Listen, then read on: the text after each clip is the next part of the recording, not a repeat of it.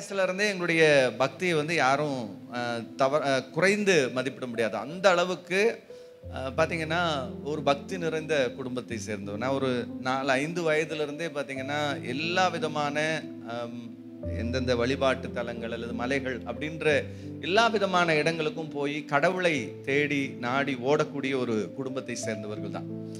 அப்போ என்னன்னாலும் கடவுள் பக்தி வந்து ரொம்ப ஜாஸ்தியாக இருக்கும். என்னுடைய தாத்தா பார்த்தீங்கன்னா ஏறக்குறைய ஒரு 50-55 ஆண்டுகளுக்கு மேலே அவர் வந்து பார்த்தீங்கன்னா குருசாமியாக இருந்தவர். என்னுடைய மாமா, தாய் மாமா ஒரு குருசாமி, ஒரு கோவை பட்டணத்திலாம் இருக்கிறாங்க. இப்படி ஒரு மிக பாரம்பரியமான பக்தி நிறைந்த ஒரு குடும்பம் தான். நாங்களும் அதே பக்தியில் வளர்கிறோம். ஆனால் அந்த 85வது ஆண்டு எங்களுடைய வாழ்க்கையில் ஒரு மிகப்பெரிய ஒரு வாழ்க்கையை புரட்டி போடக்கூடிய ஒரு சம்பவம் என்ன அப்படின்னா, என்னுடைய தகப்பனார் இந்த ஹோட்டல் வைத்திருக்கிற நேரத்தில் அவருடைய கால்களில் பார்த்தீங்கன்னா 2 கால்கள்லையும் புண்கள் வர ஆரம்பிச்சு. இது சாதாரண விஷயம் தானே, இந்த புண்ணு வர்றதெல்லாம் ஒரு பெரிய மேட்ரு இல்லை அப்படின்றதான் நமக்கு தோணும். ஆனால் என்ன நடந்தது அப்படின்னு பார்த்தீங்கன்னா, அதுதான் எங்களுடைய வாழ்க்கையை சீரழிக்க ஆரம்பிச்சது. கொஞ்சம் கொஞ்சமாக அந்த வாழ்க்கையில் பார்த்தீங்கன்னா எங்களுடைய சந்தோஷத்தை கெடுத்துச்சு. எங்களுடைய பொருளாதாரம் வந்து பார்த்தீங்கன்னா சிதைக்க ஆரம்பிச்சது. கிட்டத்தட்ட ஒரு 35 ஆண்டுகளுக்கு முன்பாக ஒரு 5 நபர்களை வச்சு ஒரு ஹோட்டல் நடத்துறது அப்படின்னா, இன்றைய நாளில் வந்து யோசிச்சு பாருங்க, நல்ல சிறப்பாக இருந்திருக்கலாம், நாங்கள் வந்திருக்கலாம். ஆனால் வர முடியாத சூழல். ஏற்கனவே நாங்கள் அப்படியே படிப்படியாக மேலே வந்து இந்த ஒரு சூழ்நிலை இருக்கும்போது தான் என்னுடைய தகப்பனுடைய கால்களில் புண்கள் வர ஆரம்பிச்சு. உடனே என்ன செய்வோம்னா டாக்டர்ஸ் கிட்ட போவோம். இதானே ஸ்டார்டிங்கில் பண்ணுறது. மருத்துவர்களை தேடி போகும்போது அவங்க சொன்னாங்க ஏதாவது டயபெட்டிக் பிரச்சனை இருக்கும், அந்த மாதிரி ஏதாவது சுகர் இருக்குது, அந்த மாதிரிலாம் நிறைய என்னுடைய அப்பாவுடைய அந்த உடலை செக் பண்ணி பார்த்தாங்க. இந்த டாக்டர்னால முடியல. அப்போ சரி, இதை விட ஸ்பெஷலிஸ்ட்ட போவோம், அந்த டாக்டர்கிட்ட போவோம், இது அங்கே ஒரு டாக்டர் இருக்கார் அவர்கிட்ட போவோம். அப்போ பார்க்குறவங்களாம் என்ன சொல்லுவாங்க, இவர் நல்ல ஸ்பெஷலிஸ்ட், இவர் ரொம்ப நல்லா பார்ப்பாங்க, நீங்கள் போங்க. நீங்கள் அதாவது புண்ணுன்னா சாதாரணமான புண்ணு இல்லை. அந்த கால் அப்படி அப்படியே அந்த நீங்கள் வாழை மரம் பார்த்துருப்பீங்க, வாழை கண்ணு எப்படி முளைச்சி வருமோ அப்படியே பக்கத்தில் அந்த கொப்பளங்கள் வர ஆரம்பிக்கும். அதுலேருந்து அப்படி தண்ணி வரும்போது அடுத்தடுத்த புண்கள் வந்து இந்த 2 காலும் பார்த்தீங்கன்னா அப்படியே ஒரு ஒழுகும், சீப்பிடிச்சு ஒழுகக்கூடிய நிலைமை. கீழே வச்சா அவ்வளவு குத்தல், எரிச்சல் அப்படிங்கிற ஒரு நிலைமை. ஒரு குடும்பத்துடைய முக்கியமான முதுகெலும்பு தகப்பனார்.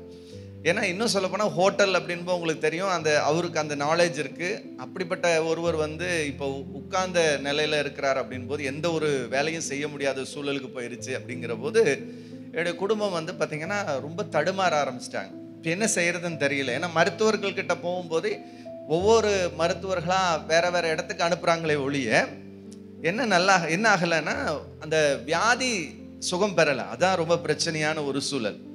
அப்போ என்ன செய்யறது அப்படிங்கிறது தெரியல. அப்போது உங்களுக்கு தெரியும் என்ன செய்வோம் அடுத்தது. அந்த சூழலில் எங்களுக்கு தெரிந்தது என்னென்னா, ஜோசியர்கிட்ட போவோம். பணிக்கர்னு சொல்லுவாங்க, இல்லை ஜோசியர்னு சொல்லுவாங்க. இப்படி போய் போவோம், ஒவ்வொருத்தரையாக தேடி போவோம். அட்லீஸ்ட் யாரோ ஒருத்தர் என்ன செய்வாங்க, நமக்கு நல்ல வழியை காண்பிப்பாங்க அப்படிங்கிறதுக்காக அவங்கள தேடி போகும்போது அவங்க எல்லாம் பார்த்துட்டு சொல்லுவாங்க, உங்களுக்கு பரிகாரம், இந்த பரிகாரம் செய்யுங்க, அந்த பரிகாரம் செய்யுங்க அப்படின்னு ஒவ்வொரு பரிகாரங்களையும் நமக்கு என்ன செய்வாங்க, ரெக்கமெண்ட் பண்ணுவாங்க. இப்போ நாம் அதையும் செய்யறதுக்கு தயாராகிடுவோம். ஏன் அப்படின்னா அவங்க சொல்லுவாங்க, இது வந்து சாதாரண பிரச்சனை இல்லை, இது உங்களுக்கு யாரோ செய்வினை செஞ்சிருக்கிறாங்க, மந்திரவாதம் செய்திருக்கிறார்கள், உங்களுக்கு விரோதமாக பில்லி சூனியம் செய்திருக்கிறார்கள் அப்படின்னு சொல்லுவாங்க. அதெல்லாம் நம்ம நம்புறவங்க தான் அந்த காலத்தில், ஒன்றும் நம்பாமல் இல்லை. ஏன்னா வாழ்க்கையில் அனுபவித்து கொண்டிருக்கிறனால அதை நம்புகிறோம். அப்போ சரி என்ன செய்யறது, இந்த கோயிலுக்கு போங்க, அங்கே போய் பரிகாரம் செய்யுங்க அப்படின் போது நாங்கள் போகாத இடமே கிடையாது, போகாத இடம் கிடையாது, போகாத கோயிலும் கிடையாது, போகாத பள்ளிவாசலும் கிடையாது, சர்ச்சும் கிடையாது. எப்படிங்க, சர்ச்சுக்கும் போக ஆரம்பிச்சிட்டோம், பள்ளிவாசலுக்கும் போக ஆரம்பிச்சோம், கோயிலுக்கும் போக ஆரம்பிச்சிட்டோம். இப்போ செல்வபுரத்தில் உங்களுக்கு தெரியும் ஒரு பள்ளிவாசல் இருக்குது. அங்கேயும் எங்கேயாவது ஒரு இடத்துல நமக்கு என்ன ஆகணும், நல்லாகணும்.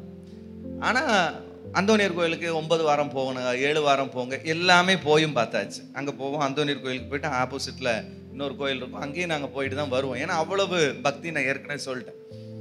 அப்போ என்ன நடக்க ஆரம்பித்ததுன்னா, 5 ஆண்டுகள் இது வந்து தொடர்ச்சியாக என்னுடைய குடும்பத்தினுடைய பொருளாதார நிலைமை வந்து பார்த்திங்கன்னா ரொம்ப கொடூரமான ஒரு எல்லைக்கு போயிடுச்சு. இனி வாழ முடியாதுங்கிற ஒரு சூழல் வந்துருச்சு. இனி என்ன செய்யறதுன்னு தெரியலை. 2 சின்ன பிள்ளைங்க, தம்பி என்னை விட 6-7 வயது சிறியவர். பார்த்தீங்கன்னா ஒரு 14 வயது என்னுடைய வயது, என் தம்பிக்கு வந்து பார்த்தீங்கன்னா ஒரு 6 வயது இருக்கும், 7 வயது இருக்கும், இவ்வளோதான். என்ன செய்யறதில்லை. தாப்பனார் சொல்கிறாரு, இல்லை நான் செத்து போயிடுறேன். என்ன செய்கிறேன், இனி நான் வாழ்ந்து பிரயோஜனம் இல்லை, நான் செத்து போயிடுறேன் அப்படிங்கிறார். இனி நான் உயிரோடு இருக்க விரும்பலை. எங்களுக்கு என்ன செய்யறதுன்னு தெரியல. இப்படி ஒரு சூழலில் இருக்கும்போது தான் செல்வபுரம் பகுதியில் தான் எங்களுடைய வீடு இருந்தது. எங்களுடைய வீட்டுக்கு அருகாமையில் ஒரு வீட்டில் எங்கள் அம்மா அமர்ந்திருக்கிறாங்க. அந்த சூழ்நிலையில் 2 தாய்மார்கள் அந்த வீட்டுக்கு வராங்க. அந்த வீட்டுக்கு வந்து அவர்கள் ஆண்டவராகிய இயேசு கிறிஸ்துவை பற்றி சொல்லிக்கிட்டு இருக்கிறாங்க. இதை எங்கள் அம்மா கொஞ்சம் கவனித்து கேட்குறாங்க. கேட்டதுக்கு பிறகு அவங்க சில விஷயங்களை சொல்லும்போது அந்த விஷயங்கள்லாம் கொஞ்சம் எங்களுக்கு ஏற்றுக்கொள்ள முடியாததாகவும் இருந்தது. இதுவரைக்கும் இயேசுநாதரை பார்த்ததோ அல்லது இதை பார்த்ததோ நான் சினிமாவில் பார்த்துருப்போம், சர்ச்சில் பார்த்துருப்போம், இயேசுநாதர் இப்படிங்கிறதெல்லாம் தெரியும். அங்கேயும் போவோம் இங்கேயும் போவோம், நமக்கு என்ன எல்லாமே ஒன்று தானே அப்படிங்கிற ஒரு ஃபீல் இருந்தது. ஆனால் அவர்கள் சொன்ன விதத்தில் கொஞ்சம் வித்தியாசம் இருந்தது. அது எங்களால் அக்செப்ட் பண்ணிக்க முடியல. எங்கள் அம்மா வந்து எங்கள் அப்பா கிட்ட சொல்கிறாங்க, இப்படி 2 பேர் வந்திருந்தாங்க, இப்படியெல்லாம் சொன்னாங்க அப்படின்னும் போது நான் அவங்கக்கிட்ட கேட்டேன், இப்படி உங்களுக்கு ஒரு பிரச்சனை இருக்கே, இதை பற்றி கேட்டேன். அவங்க சொன்னாங்க, நீங்கள் ஆண்டவரை நம்புங்க, இயேசு கிறிஸ்துவ நம்புங்க, உங்களுக்கு சுதந்திரவார்னு சொன்னாங்க. அப்போ நான் கேட்டேன், எங்கே போகிறதுன்னு கேட்டேன். அவங்க சொன்னாங்க, எங்கேயும் நீங்கள் போக வேண்டாம், நாங்கள் உங்கள் வீட்டுக்கு வந்து ஜெபம் பண்ணுறோம். ஏன்னா முதல்ல இயேசுநாதர் தேர்னா எங்கேயாவது போகணும் இல்லையா, அப்போ தான் நமக்கு தெரியும். அப்போ எங்கேயாவது போய் 9 வாரம் 7 வாரம் இல்லை 5 வாரம் ஏதோ போகணுமோ, பரிகாரம் ஏதாவது செய்யணுமா அப்படின்னுமா அவங்க சொன்னாங்க. ஏன்னா அந்த லெவலுக்கு இல்லை, இப்போது அப்படிப்பட்ட செலவு செய்யக்கூடிய நிலைமையிலையும் நம்முடைய வாழ்க்கை தரம் இல்லை, மொத்தமாக தகர்ந்து கிடக்குது. சாப்பாட்டுக்கு கூட வழி இல்லாத ஒரு சூழல், குடும்பத்தாரும் உதவி செய்ய முடியாத ஒரு சூழ்நிலைக்கு வந்துட்டோம். நாங்கள் எல்லாராலும் ஒதுக்கப்பட்ட ஒரு நிலைமை, என்ன செய்யறதுன்னு தெரில. அப்படிப்பட்ட சூழ்நிலையில் ஒரு நாள் எங்கள் அப்பா என்ன சொல்கிறாரு, சரி அவங்கள கூப்பிடலான்னு. நான் வந்து என்ன சொல்கிறேன், வேண்டாம், அப்படிப்பட்ட ஆட்கள் வேண்டாம் அப்படின்னு நான் சொல்கிறேன், எதிர்க்கிறேன். எங்கள் அப்பா சொல்கிறார், இல்லை அவங்க வரட்டும், வந்து ஜெபம் பண்ணட்டும் அவங்க அப்படின்னு சொல்கிறாரு. கொஞ்சம் நம்பிக்கை அவங்களுக்கு. இப்போ என்னுடைய தாய் தகப்பனார் என்ன செய்கிறாங்க அப்படின்னா, அந்த 2 தாய்மார்களையும் வீட்டுக்கு அழைக்கிறாங்க. வீட்டுக்கு அழைச்சி, ஏன்னா என்னுடைய பிரச்சனை முழுசும் தாங்கக்கூடியவர் என்னோட அப்பா, அவருக்கு தான் அந்த வலி வேதனைகள். எங்கள் அம்மாவுக்கு குடும்பத்துடைய நிதி நிலைமை, பொருளாதார தகர்ந்து போன நிலைமை எல்லாம் தெரியும். நாங்கள் சின்ன பசங்க, எங்களுக்கு கஷ்டம், சாப்பாட்டுக்கு வழி இல்லை, ட்ரெஸ்ஸுக்கு வழி இல்லை, இதுதான் எங்களுக்கு தெரியுமே ஒழிய மற்றபடி ஒரு பெரிய நாலேஜ் எல்லாம் இல்லை. ஆனால் உள்ளுக்குள்ள ஒரு இது என்னென்னா, என்னதான் இருந்தாலும் அவங்க சொன்ன விதங்கள் எனக்கு பிடிக்கலையே அப்படிங்கிறதுனால, சரி அப்பா வந்து நம்மளை மிரட்டுறாரு, என்னமோ பண்ணட்டும் அப்படின்னு சொல்லிட்டு நான் ஒதுங்கி நிற்கிறேன். என்னுடைய தாய் தகப்பனா அந்த அம்மா 2 பேரை கூப்பிட்டாங்க. அவங்க வீட்டுக்கு வந்து சொன்னாங்க, உங்கள் வீட்டில் தேங்காய் இருந்தால் கொடுங்க அப்படின்னாங்க. தேங்காய் வாங்கி அவர்கள் ஜெபம் பண்ணி என்னுடைய அப்பாவுக்கு அவங்களே காலில் போட்டுவிட்டு ஜெபம் பண்ணிட்டு போயிட்டாங்க. கிட்டத்தட்ட 5 ஆண்டுகள், 1985 90ஆம் ஆண்டு வரைக்கும் இந்த பிரச்சனை தொடர்ச்சியாக இருக்குது. அந்த இடைப்பட்ட காலங்களில் எங்களுடைய கடைகள் வியாபாரத்தை இழந்து அது வந்து லாஸ் ஆகுது. வேற கடைக்கு வைக்கிறோம், இன்னொரு கடை வைக்கிறோம், செல்வபுரத்தில் ஒரு 2 கடை வைக்கிறோம். எல்லா கடைகள்லையும் வியாபாரங்கள் 3 மாதம் 4 மாதம் நல்ல சீரும் சிவப்புமாக இருக்கும். திடீர்னு பார்த்தீங்கன்னா வியாபாரம் விழுந்துடும். தொடர்ச்சியாக ஒரு வீழ்ச்சி, கடன் மேலே கடன், பிரச்சனை மேலே பிரச்சனை. ஒரு கட்டத்தில் ஒன்றுமே செய்ய வழியில் செத்து போகிறது தான் வழி, வேறு வழி கிடையாது. இது மாதிரி ஒரு சூழலை நாங்கள் அனுபவித்து கொண்டிருக்கிறோம். இதில் வியாதியினுடைய பிரச்சனை, நார்மலாக பொருளாதாரம் மட்டுமே அப்படின்னா அது கூட தாக்கு பிடிச்சது. அந்த வியாதி வந்து முழுமையாக என்னுடைய குடும்பத்தினுடைய சமாதானத்தையும் நிம்மதியும் கெடுத்துருச்சு. அப்போ இத்தனை ஆண்டுகள் படாத பாடுபட்டு கொண்டிருந்த இந்த வியாதியினுடைய பிரச்சனை, ஒருவேளை அது செய்வினையோ என்ன அப்படின்னு எங்களால் கண்டுபிடிக்க முடியல. வியாதி இல்லைன்னு மட்டும் தெரியுது, சாதாரணமான ஒரு வியாதி இல்லை, ஏன்னா மருத்துவர்களால் குணமாக்க முடியல அப்படிங்கிறத நாங்கள் பார்த்துட்டோம். அப்படி இருக்கும்போது இது நல்லாகாது, செத்து போயிடுறேன் அப்படின்னு சொல்லக்கூடிய சூழல்ல அந்த அவர்கள் ஜெபித்து சென்ற சரியாக ஒரு சில நாட்களுக்குள்ளாக என் அப்பாவுடைய 2 கால்களும் பரிபூர்ணமாக சுகம் பெற்றது. அல்லேலூயா. 2 கால்களும் பரிபூர்ணமாக சுகம் பெற்றது. இது எங்களுக்கு ஒரு பெரிய ஆச்சரியம்தான். இதை பார்த்த உடனே எங்கள் அப்பாவும் அம்மாவும் ஒரு முடிவு எடுத்துட்டாங்க, இயேசுவை பின்பற்றுவது. ஏன் இத்தனை காலம் நாம் வந்து நம்பிக்கையோடு வாழ்ந்தோம், நம்பிக்கையோட தேடணும். ஆனால் நமக்கு இப்படி ஒரு சூழல் வரும்போது நம்மை விடுவிக்கிறதற்கு யாருமே வரலையே. அப்போ விடுதலை கொடுக்கக்கூடியவராக இவர் இருந்திருக்கிறாரு இயேசு கிறிஸ்து அப்படின்னு சொல்லி என் தாய் தகப்பனார் முதலாவது அவர்கள் ஆண்டவராகிய இயேசு கிறிஸ்துவை அவர்கள் ஏற்றுக்கொண்டார். அப்போ நான் தான் வந்து பார்த்தீங்கன்னா ரொம்ப எதிர்த்தேன் எங்கள் வீட்டில். எங்கள் குடும்பத்துக்கெல்லாம் நியூஸ் போகிறதுக்கு முன்னாடி முதல் எதிரியே எங்கள் வீட்டில் நான் தான். ஏன்? எங்கள் அப்பா அம்மா போகிறாங்க, எங்கள் அப்பா அம்மா என்னுடைய நம்பிக்கையை விட்டு போகிறாங்க அப்படிங்கிறது எனக்குள்ள ஒரு பெரிய ஒரு இது இருந்தது. ஆனால் நல்லாச்சு, அதெல்லாம் ஓகே. ஆனால் இது இப்படி போகிறது வந்து எனக்கு பிடிக்கல. அப்போ நான் மறுபடியும் ஒரு தடைக்கெல்லாம் நிற்கிறேன். ஒரு சில மாதங்கள் இது நடக்குது. அதற்கு பிறகு நான் படிப்படியாக இயேசுவை அறிந்து கொள்ளுகிறேன். ஏன் அவரை அறிந்து கொள்ள வேண்டும் அப்படிங்கிறது என்னுடைய வாழ்க்கையிலும் சில காரியங்கள் மூலமாக இயேசு கிறிஸ்து எப்படிப்பட்டவர் அப்படிங்கிறத நான் உணர்ந்து கொள்கிறேன். தொடர்ந்து நான் ஆலயத்துக்கு செல்கிறேன். அது வரைக்கும் நான் ஒரு சன்மார்கன், கடவுள் நம்பிக்கையாளன், எப்பவுமே கடவுளை ரொம்ப நெருக்கமாக இருக்கிறாரு நம்பிக்கை கொண்டிருக்கிறவன். ஆனால் இயேசுவை தேடி போக ஆரம்பித்த போது அப்பொழுதுதான் உணர ஆரம்பித்தேன், நான் ஒரு மிகப்பெரிய பாவி என்பதை நான் உணர ஆரம்பித்தேன். அது வரைக்கும் என்னுடைய பாவங்கள் எதுவுமே எனக்கு தெரியல, நான் யார் அப்படிங்கிறத எனக்கு புரிஞ்சுக்க முடியல. ஆனால் அப்பொழுது உணர ஆரம்பித்தேன். அது வரைக்கும் நான் பக்திமான் தான், எனக்கு எந்த ஒரு பக்திக்கு குறையும் இல்லை. ஆனால் எப்போ இயேசுவை நான் அறிந்து கொள்ள ஆரம்பித்தேனோ, இயேசு கிறிஸ்துவை பற்றி வாசிக்க ஆரம்பித்தேனோ, இயேசு கிறிஸ்துனுடைய உபதேசங்களை கேட்க ஆரம்பித்தனோ, அப்பொழுதுதான் எனக்குள்ளாக இருந்த அந்த பாவத்தினுடைய காரியங்களை கொஞ்சம் கொஞ்சமாக உணர்த்த ஆரம்பித்தார். நான் எவ்வளவோ பெரிய பாவங்களுக்குள்ளாக சிக்கி கொண்டிருந்தேன் அப்படிங்கிறத உணர்ந்து கொண்டேன். அப்பதான் ஒரு நாள் வேதத்தை வாசிக்கும் பொழுது பாவிகளை ரட்சிக்க கிறிஸ்து இயேசு உலகத்திற்கு வந்தார் அப்படிங்கிறத நான் அறிந்து கொண்டேன்.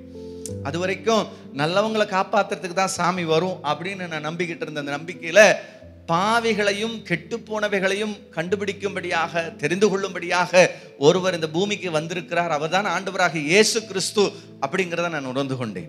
அதனால என்னுடைய வாழ்க்கையை இயேசு கிறிஸ்துவுக்கு நான் ஒப்பு கொடுத்தேன். என்னுடைய 16வது வயதிலே நான் இயேசுவை முழுமையாக, இந்த 15 முடிந்து 16வது வயதில் என் இயேசுவை முழுமையாக என்னுடைய வாழ்க்கையை நான் ஒப்பு கொடுத்தேன். இயேசுவை என்னுடைய சொந்த ரட்சகராக ஏற்றுக்கொண்டேன். அது என்னுடைய வாழ்க்கையை பார்த்தீங்கன்னா அதுக்குள்ளேயே எங்களுடைய பொருளாதார நிலைமையெல்லாம் ரொம்ப மோசமாக போயிடுச்சு. உடனடியாக நான் என் குடும்பத்தை காப்பாற்ற வேண்டிய சூழல். என்னுடைய பள்ளி படிப்பு முடித்திருக்கிறேன், 10ஆம் வகுப்பு தான், இந்த செல்வபுரம் அரசு மேல்நிலை பள்ளியில் தான் நான் முடிக்கிறேன். பார்த்தீங்கன்னா அதுக்கு பிறகு உடனடியாக என்னுடைய குடும்பத்தினுடைய பொருளாதார நிலைமைக்காக நான் என்ன செய்ய வேண்டியிருக்கு, வேலைக்கு போக வேண்டிய நிலைமை ஆகிப்போச்சு. என்னுடைய படிப்பை தொடர முடியல. அப்போ நான் என்ன செய்யறது அப்படின்னும் போது எனக்கு உடனே ஒரு ஐடிஐயில் ஒரு சின்ன கோர்ஸ் பண்ணிட்டு மில்லுகளுக்கு வேலைக்கு போக ஆரம்பித்தேன். உங்களுக்கு தெரியும், அப்போ கோயம்புத்தூரில், தமிழ்நாட்டில் கோயம்புத்தூர் வந்து என்னது, தென்னிந்தியாவின் மான்செஸ்டர். எதில் அப்படின்னு பார்த்தீங்கன்னா பஞ்சாலை தொழில் அப்படிங்கிறது 1990களில் வந்து பார்த்தீங்கன்னா மிக கொடிகட்டி பறந்த காலம். நான் வந்து எல்லாம் கிட்டத்தட்ட மில்லுகளில் போய் வேலை செய்யும்போது என்னுடைய பெரிய ஆம்பிஷன் அப்படின்னா, நான் எப்போவுமே என்னுடைய பழக்கம் என்னென்னா ஜெபமே எழுதுவேன், ப்ரேயரை வந்து எழுதுவேன். அப்போ மில்லுகளில் வேலை செய்யும்போது என்னுடைய ஆசைலாம், ஆண்டவரே எனக்கு ஒரு நல்ல கன்ஃபார்ம் வேலை வேணும், பர்மனெண்ட் வேலை வேணும், ஒரு டிவிஎஸ் 50 வேணும் அப்படின்னு சொல்லிட்டு எப்போவுமே என்னுடைய ஜெபத்தை நான் செய்வது வழக்கம். ஏன்னா எனக்கு அது பெரிசு. அன்னைக்கு எப்படி என்னால் அதை அடைய முடியாது. ஏன்னா சைக்கிளே கிடைக்காத காலத்தில் நம்ம ஒரு டிவிஎஸ் 50 எல்லாம் ஆசைப்பட முடியுமா? யோசிச்சு பாருங்களேன். இதை நான் என்னுடைய இதில் எழுதி வைப்பேன். ஒரு மில்லில் வேலைக்கு போகும்போது உங்களுக்கு தெரியும், பர்மனன்ட் ஜாப்னு இருக்குது, டெம்பரரி ஜாப்னு இருக்குது. நான் போய் சேர்றது டெம்பரரி ஜாப். இந்த டெம்பரரி ஜாபில் போனால் ஒரு சிக்கல் என்னன்னு கேட்டிங்கன்னா, சண்டே வேலை செய்யணும். பர்மனன்ட் ஜாப்காரங்களுக்கு சண்டே லீவு, டெம்பரரி ஜாப்காரங்களுக்கு சண்டே வேலை இருக்குது. இப்போ நான் வந்து என்ன செய்யணும், ஆலயத்துக்கு போகணும். நான் கரெக்டாக சண்டே லீவ் போட்டுருவேன். 2 வாரம் இல்லை 3 வாரம் பொறுப்பாங்க, மேக்ஸிமம் 2 மாதம் பொறுப்பாங்க. அதுக்கு மேலே என்ன செய்ய மாட்டாங்க, பொறுக்க மாட்டாங்க. நான் சொல்லுவேன், சார் 3 ஷிஃப்ட் வேணாலும் செய்கிறேன், ஆனால் சண்டே ஃபஸ்ட் ஷிஃப்ட்டில் நான் வரமாட்டேன் அப்படின்னு சொல்லுவேன். இல்லை ஃபண்டே வந்து தான் ஆகணும் அப்படிம்பாங்க. ஒரு பனிஷ்மெண்ட்டில் இப்படி பண்ண அப்படி பண்ணுவாங்க. ஒரு 2 மாதம் 3 மாதம் தான் ஒரு மேக்ஸிமம் ஒரு மில்லில் ஒர்க் பண்ணுவேன். அந்த மில்லேருந்து வெளியே அனுப்பிச்சிடுவாங்க. அப்புறம் அடுத்த மில்லுக்கு போவேன். அப்படி கிட்டத்தட்ட ஒரு 15லேருந்து 16 மில்லு நான் ஒர்க் பண்ணியிருக்கேன். எதுக்கு அப்படின்னா, சண்டே எனக்கு லீவ் இல்லை அப்படிங்கிற ஒரு காரணம் தான். மற்ற ஷிஃப்ட்டில் இருக்கும்போதெல்லாம் எப்படியே தப்பிச்சுக்குவேன். ஆனால் இந்த பகல் ஷிஃப்ட் வரும்போது மட்டும் சண்டே சர்ச்சுக்கு போயிடுவேன், வேலையிலேருந்து அனுப்பிச்சிடுவாங்க. அப்போ இது மாதிரி ஒரு சூழல் இருக்கும்போது அங்கேருந்து நான் ஷிஃப்ட் ஆகி எல்ஜிபி, உங்களுக்கு தெரியும், கோயம்புத்தூரில் எல்ஜி பாலகிருஷ்ணன் பிரதர்ஸில் வந்து 94ல் நான் ஒர்க்கு ஜாயின் பண்ணுறேன். சாதாரண வேலைக்கு தான் போகிறேன். நம்ம படித்த படிப்புக்கு அவ்வளோதானே வேலை கிடைக்கும். சாதாரண ஜாபுக்கு போகிறேன். ஆண்டோடைய கிருபையினால் அங்கே மிஷின் ஆப்ரேட்டராக மாறுறேன், பெர்மனண்ட் ஆயிரும் அப்படிங்கிற சூழல் வரும்போது எனக்குள்ள திடீர்னுடைய ஆண்டவருடைய வார்த்தை இடப்பட்டுக்கிட்டே இருக்கு, இங்கிருந்து நீ வெளியே போ அப்படின்னு சொல்லி. எனக்கு ஆண்டவரே, நான் இப்போ தான் வாழ்க்கையில் செட்டில் ஆக போகிறேன், எனக்கு எப்படி ஒரு பர்மனன்ட் ஜாப் கிடச்சிரும், இப்படி நான் செட்டில் ஆகக்கூடிய நிலைமையில இங்கிருந்து வெளியே போன்னு சொல்கிறீங்களே, எப்படி இதை விட நல்ல ஜாப் இருக்கும் போல அப்படின்னு நான் ஆசைப்படும் போது கடவுள் வந்து எனக்கு ஒரு கடையில் ஒரு ஜாப். என்ன அப்படின்னா, சாதாரணமான ஒரு வேலை. அந்த ஓனர் வந்து ரொம்ப கஷ்டத்தில் இருக்கிறார், அவருக்கு ஹெல்ப் பண்ணணும், அவ்வளோதான் என்னோட வேலை. இதுக்கு அவருக்கு முடியலை, அவருடைய ஹெட் இன்ஜுரியில் தலையில் அடிபட்டு அவருக்கு ஒரு சைடு ரைட் சைடு வேலை செய்யாது, லெஃப்ட் சைடு தான் அவருடைய ஒர்க் பண்ணும். அப்படிப்பட்ட ஒருவருக்கு உதவி செய்யணும் அப்படின்னாங்க. என்னால் அங்கீகரிக்க முடியல. இப்படி இவ்வளோ நல்ல ஒரு கம்பெனியில் இவ்வளோ நல்லா இருந்துட்டு நீ அடுத்து நான் பர்மனெண்ட் ஜாபில் ஆக போகிறேன், நான் வேறு ஜெபம் வேறு எழுதி வச்சுட்ருக்கேன், எனக்கு ஒரு பர்மனெண்ட் ஜாப் வேணும், அடுத்து என்ன வேணும், எனக்கு ஒரு டிவிஎஸ் 50 வேணும் ஆண்டவரே அப்படின்னு சொல்லி ஜெபம் பண்ணிக்கிட்டு இருக்கிறேன். ஆண்டவர் சொல்கிறாரு, இல்லை இந்த இடத்துலேருந்து நீ வெளியே போ அப்படிங்கிற ஒரு காரியம் எனக்குள்ளாக வந்துக்கிட்டே இருக்கு. சரி, மிகுந்த போராட்டத்துக்கு பிறகு 1994 ஆண்டில் நான் அந்த இடத்தை விட்டு நான் வெளியேறி குறிப்பிட்ட அந்த கம்பெனிக்கு நான் வேலைக்கு போகிறேன். ஏறக்குறைய 7 வருடங்கள் அங்கே நான் வேலை செய்கிறேன். 7 வருடத்துலேருந்து 8 வருடங்கள் நாங்கள் வேலை செய்கிறேன். நான் போன நேரங்கள் பார்த்தீங்கன்னா, உண்மையாலுமே சொல்கிறேன், எனக்கு வேலை என்னென்னா ஒன்றுமே இல்லை. என்னை வந்து பார்க்கும்போதே பாவமாக இருக்கும். டீ வாங்கி கொடுத்துட்டு சும்மா உட்கார வச்சுருவாங்க, போய் முன்னாடி உட்காந்து கொண்டுருவாங்க. என்னை எந்த ஒரு தொழிலையும் கற்றுக்கொள்ள விட மாட்டாங்க. ஏன்னா போகும்போதே என்னோடய பேரை பார்க்குறாங்க, நான் என்னுடைய வைராக்கியத்தை பார்க்குறாங்க. அவங்களுக்கு என்ன ஆகும், ஒரு பொறாமை. இவன் அங்கே ஒரு ஜான் ஒருத்தர் இருப்பார், அவர் சொல்லுவார், நான்லாம் பரம்பரை கிறிஸ்டின், நீலாம் நேற்று வந்தவன் அப்படிம்பார். அவருக்கே என்ன பிடிக்காது, இவன் என்ன இவன் நேற்று வந்தவன்லாம் இவ்வளோ இதாக இருக்கான் அப்படின்னு சொல்லிட்டு அவரே நம்மளை கோவப்படுவார். அப்போனா பார்த்துக்கோங்க என்னோட நிலைமை எப்படி இருக்கும் அப்படின்னு. ஏறக்குறைய ஒரு 15 பேர் அந்த கடையில் இருப்பாங்க. ஆனால் என்னை தனியாக தான் வச்சுருப்பாங்க, தனியாக தான் ஹேண்டில் பண்ணுவாங்க. ஏன்னா இவன் இப்படி தான் இருப்பான், இவன் இப்படி தான் செய்வான் அப்படின்னு. அவங்க எல்லாரும் ஒரு இதாக இருப்பாங்க. என்னையை நான் வந்து தனியாக நிற்பேன். அவங்க ஓனருக்கு முடிஞ்ச அளவுக்கு அவங்க எங்கெங்கிறதெல்லாம் பணம் கிடைக்குமோ அங்கெல்லாம் அவங்க செயல்படுவாங்க. ஆனால் நான் வந்து எனக்கு என்ன வருமானம் வருமோ அதில் நிற்பேன். இதெல்லாம் எனக்கு வேதம் கற்றுக் கொடுத்தது தான். வேதத்தில் வசனத்தை வாசிக்கும்போது வேதத்தில் பார்க்கலாம். வேதம் சொல்லுகிறது பாருங்க, உனக்கு என்ன இருக்குதோ அதில் என்ன செய்ய. நீதிமொழிகள் 16:8 வாசிக்கிறோம், அநியாயமாய் வந்த அதிக வருமானத்திலும் நியாயமாய் வந்த கொஞ்ச வருமானமே உத்தமம் அப்படின்னு பைபிள் சொல்லுது. இன்னொரு வார்த்தை கூட பாருங்க, லூக்கா சுவிசேஷம் 3:14, போர் சேவகரும் அவனை நோக்கி நாங்கள் என்ன செய்ய வேண்டும் என்று கேட்டார்கள். அதற்கு அவன், நீங்கள் ஒருவருக்கும் இடுக்கண் செய்யாமலும் பொய்யாய் குற்றம் சாட்டாமலும் உங்கள் சம்பளமே போதும் என்று இருங்கள் அப்படின்னு வேதம் கற்றுக் கொடுக்குது. இப்போ இது மட்டும் இல்லை, அங்கே பார்த்தீங்கன்னா நான் போய் சேர்ந்த கடைகளில் பார்த்தீங்கன்னா என்ன வேணால் செய்வாங்க. ஒரு பொருள் அந்த காலத்துலாம் உங்களுக்கு தெரியும், இந்த நேம் பிளேட்டுன்னு சொல்லுவாங்க. மோட்டருக்கு வந்து இப்போல்லாம் வந்து பார்த்தீங்கன்னா எம்போஸ் ஆகிருக்கும், நேம் கம்பெனியோடைய நேம் எல்லாம் எம்போஸ். அந்த காலத்தில் அதெல்லாம் கிடையாது, வெறும் நேம் பிளேட் தான். எந்த கம்பெனி நேம் பிளேட் வேணாலும் அடிச்சு கொடுத்துருவாங்க. நமக்கு பயமாக இருக்கும். அவங்கெல்லாம் அதெல்லாம் கவலையே பட மாட்டாங்க. என்ன கம்பெனி வேணுமா உடனே அடிச்சு கொடுத்துருவாங்க. என்ன கம்பெனி பிராண்டு கேட்டாலும் உடனே ஒரு 1/2 மணி நேரத்தில் அந்த பிராண்டு வந்துடும். இப்படியெல்லாம் செய்வாங்க. என்னோட நண்பர் ஒருத்தர் அங்கே போய் வேலைக்கு சேர்ந்துட்டு, ஐயோ இங்கே கர்த்தருடைய பிள்ளைகள்லாம் வேலையே செய்ய முடியாது அப்படின்ட்டு நின்றுட்டார். ஏன், அங்கே பொய் பேசாமல் வாழவே முடியாது, அதனால் நாங்கள் வேலைக்கு போக மாட்டேன் அப்படின்ட்டார். கர்த்தர் என்னது அங்கே தான் கொண்டு போய் சிக்க வச்சு விட்டார். யோசிச்சு பாருங்க, இங்கே ஒருத்தர் முன்னேறணும் அப்படின்னா தவறு செய்யணும். ஆனால் நம்மளை கொண்டு போய் நடுவில் உட்கார வச்சுருக்க, நமக்கு எந்த திறமையும் இல்லை, எந்த ஸ்பெஷல் இதுவும் கிடையாது. ஆனால் நம்மளை கொண்டு போய் அங்கே நிறுத்தி இருக்கிறாரு. நான் தனியாக நிற்கணும், இவங்கெல்லாம் நம்மளை வச்சுக்கிட்டு ஒரு காமெடியன் மாதிரி தான் பார்ப்பாங்க. ஆனால் நீங்கள் சொன்னால் நம்ப மாட்டீங்க, நம்ம யாருக்கு முன்னாடி நிற்கிறோம் அப்படிங்கிறத நாம் உணர்ந்திருந்தோம்னா நிச்சயமாக தேவன் நம்மை ஒருபோதும் கைவிட மாட்டார். அல்லேலூயா. பாருங்க, ஆண்டவருக்கு முன்பாக நிற்கிறோம் அப்படிங்கிற ஒரே காரணத்தினால தேவன் அங்கே படிப்படியாக தேவன் என்னை உயர்த்த ஆரம்பித்தார். ஒவ்வொரு காலகட்டங்கள்லையும் பார்த்தீங்கன்னா அங்கே மற்றவங்களெல்லாம் ஒரு பக்கத்தில் நிறுத்தினாலும் தேவன் என்ன அங்கே எல்லாருக்கும் முன்னாடி, என்னுடைய ஓனர் வந்து பார்த்தீங்கன்னா ஒரு கட்டத்தில் என்னை வந்து வேலை செய்கிறேன்னு சொல்ல மாட்டார், ஆஃபீஸ் ஸ்டாஃப்னு சொல்லுவார், எங்கள் அண்ணன் பையன்னு சொல்லுவார், என் மகன் அப்படிம்பார். அந்த அளவுக்கு அவர் என்னை நேசிக்க ஆரம்பித்தார். அவருடைய பிள்ளைகள் இயேசு ஏற்றுக்கொண்டாங்க. அதுக்கு பிறகு அந்த குடும்பத்தில் அந்த பிள்ளைகள் படித்து வருகிற வரைக்கும் நான் அந்த கம்பெனியில் வேலை செஞ்சு அந்த குடும்பத்தை நிறுத்தி 2 பிள்ளைகள் அவங்க பிள்ளைகள் படித்து வர்ற வரைக்கும் நான் அவங்களோட இணைஞ்சிருந்தேன். படிப்படியாக தேவன் எனக்கு எதிராக இருந்த எல்லாரும் பார்த்தீங்கன்னா எனக்கு எதிராக கிரியை செஞ்சாங்க, என்னென்னமோ செய்து பார்த்தார்கள். ஒருத்தருமே இன்னைக்கு அங்கே இல்லை. தேவன் என்னை அதே பகுதியில் நிலைநிறுத்தி இருக்கிறார். அல்லேலூயா. எந்த திறமையும் கிடையாது, எந்த ஒரு எக்ஸ்ட்ரா கரிக்குலமும் நம்மகிட்ட கிடையாது. ஆனால் ஒன்னே ஒன்று இருக்கு, தேவ கிருபையை நம்பி இருக்கிறவர்கள். அல்லேலூயா. ஆண்டவரை நம்பணும், உண்மையாக இருக்க கற்றுக்கொண்டேன். அதான் ரொம்ப முக்கியமானது.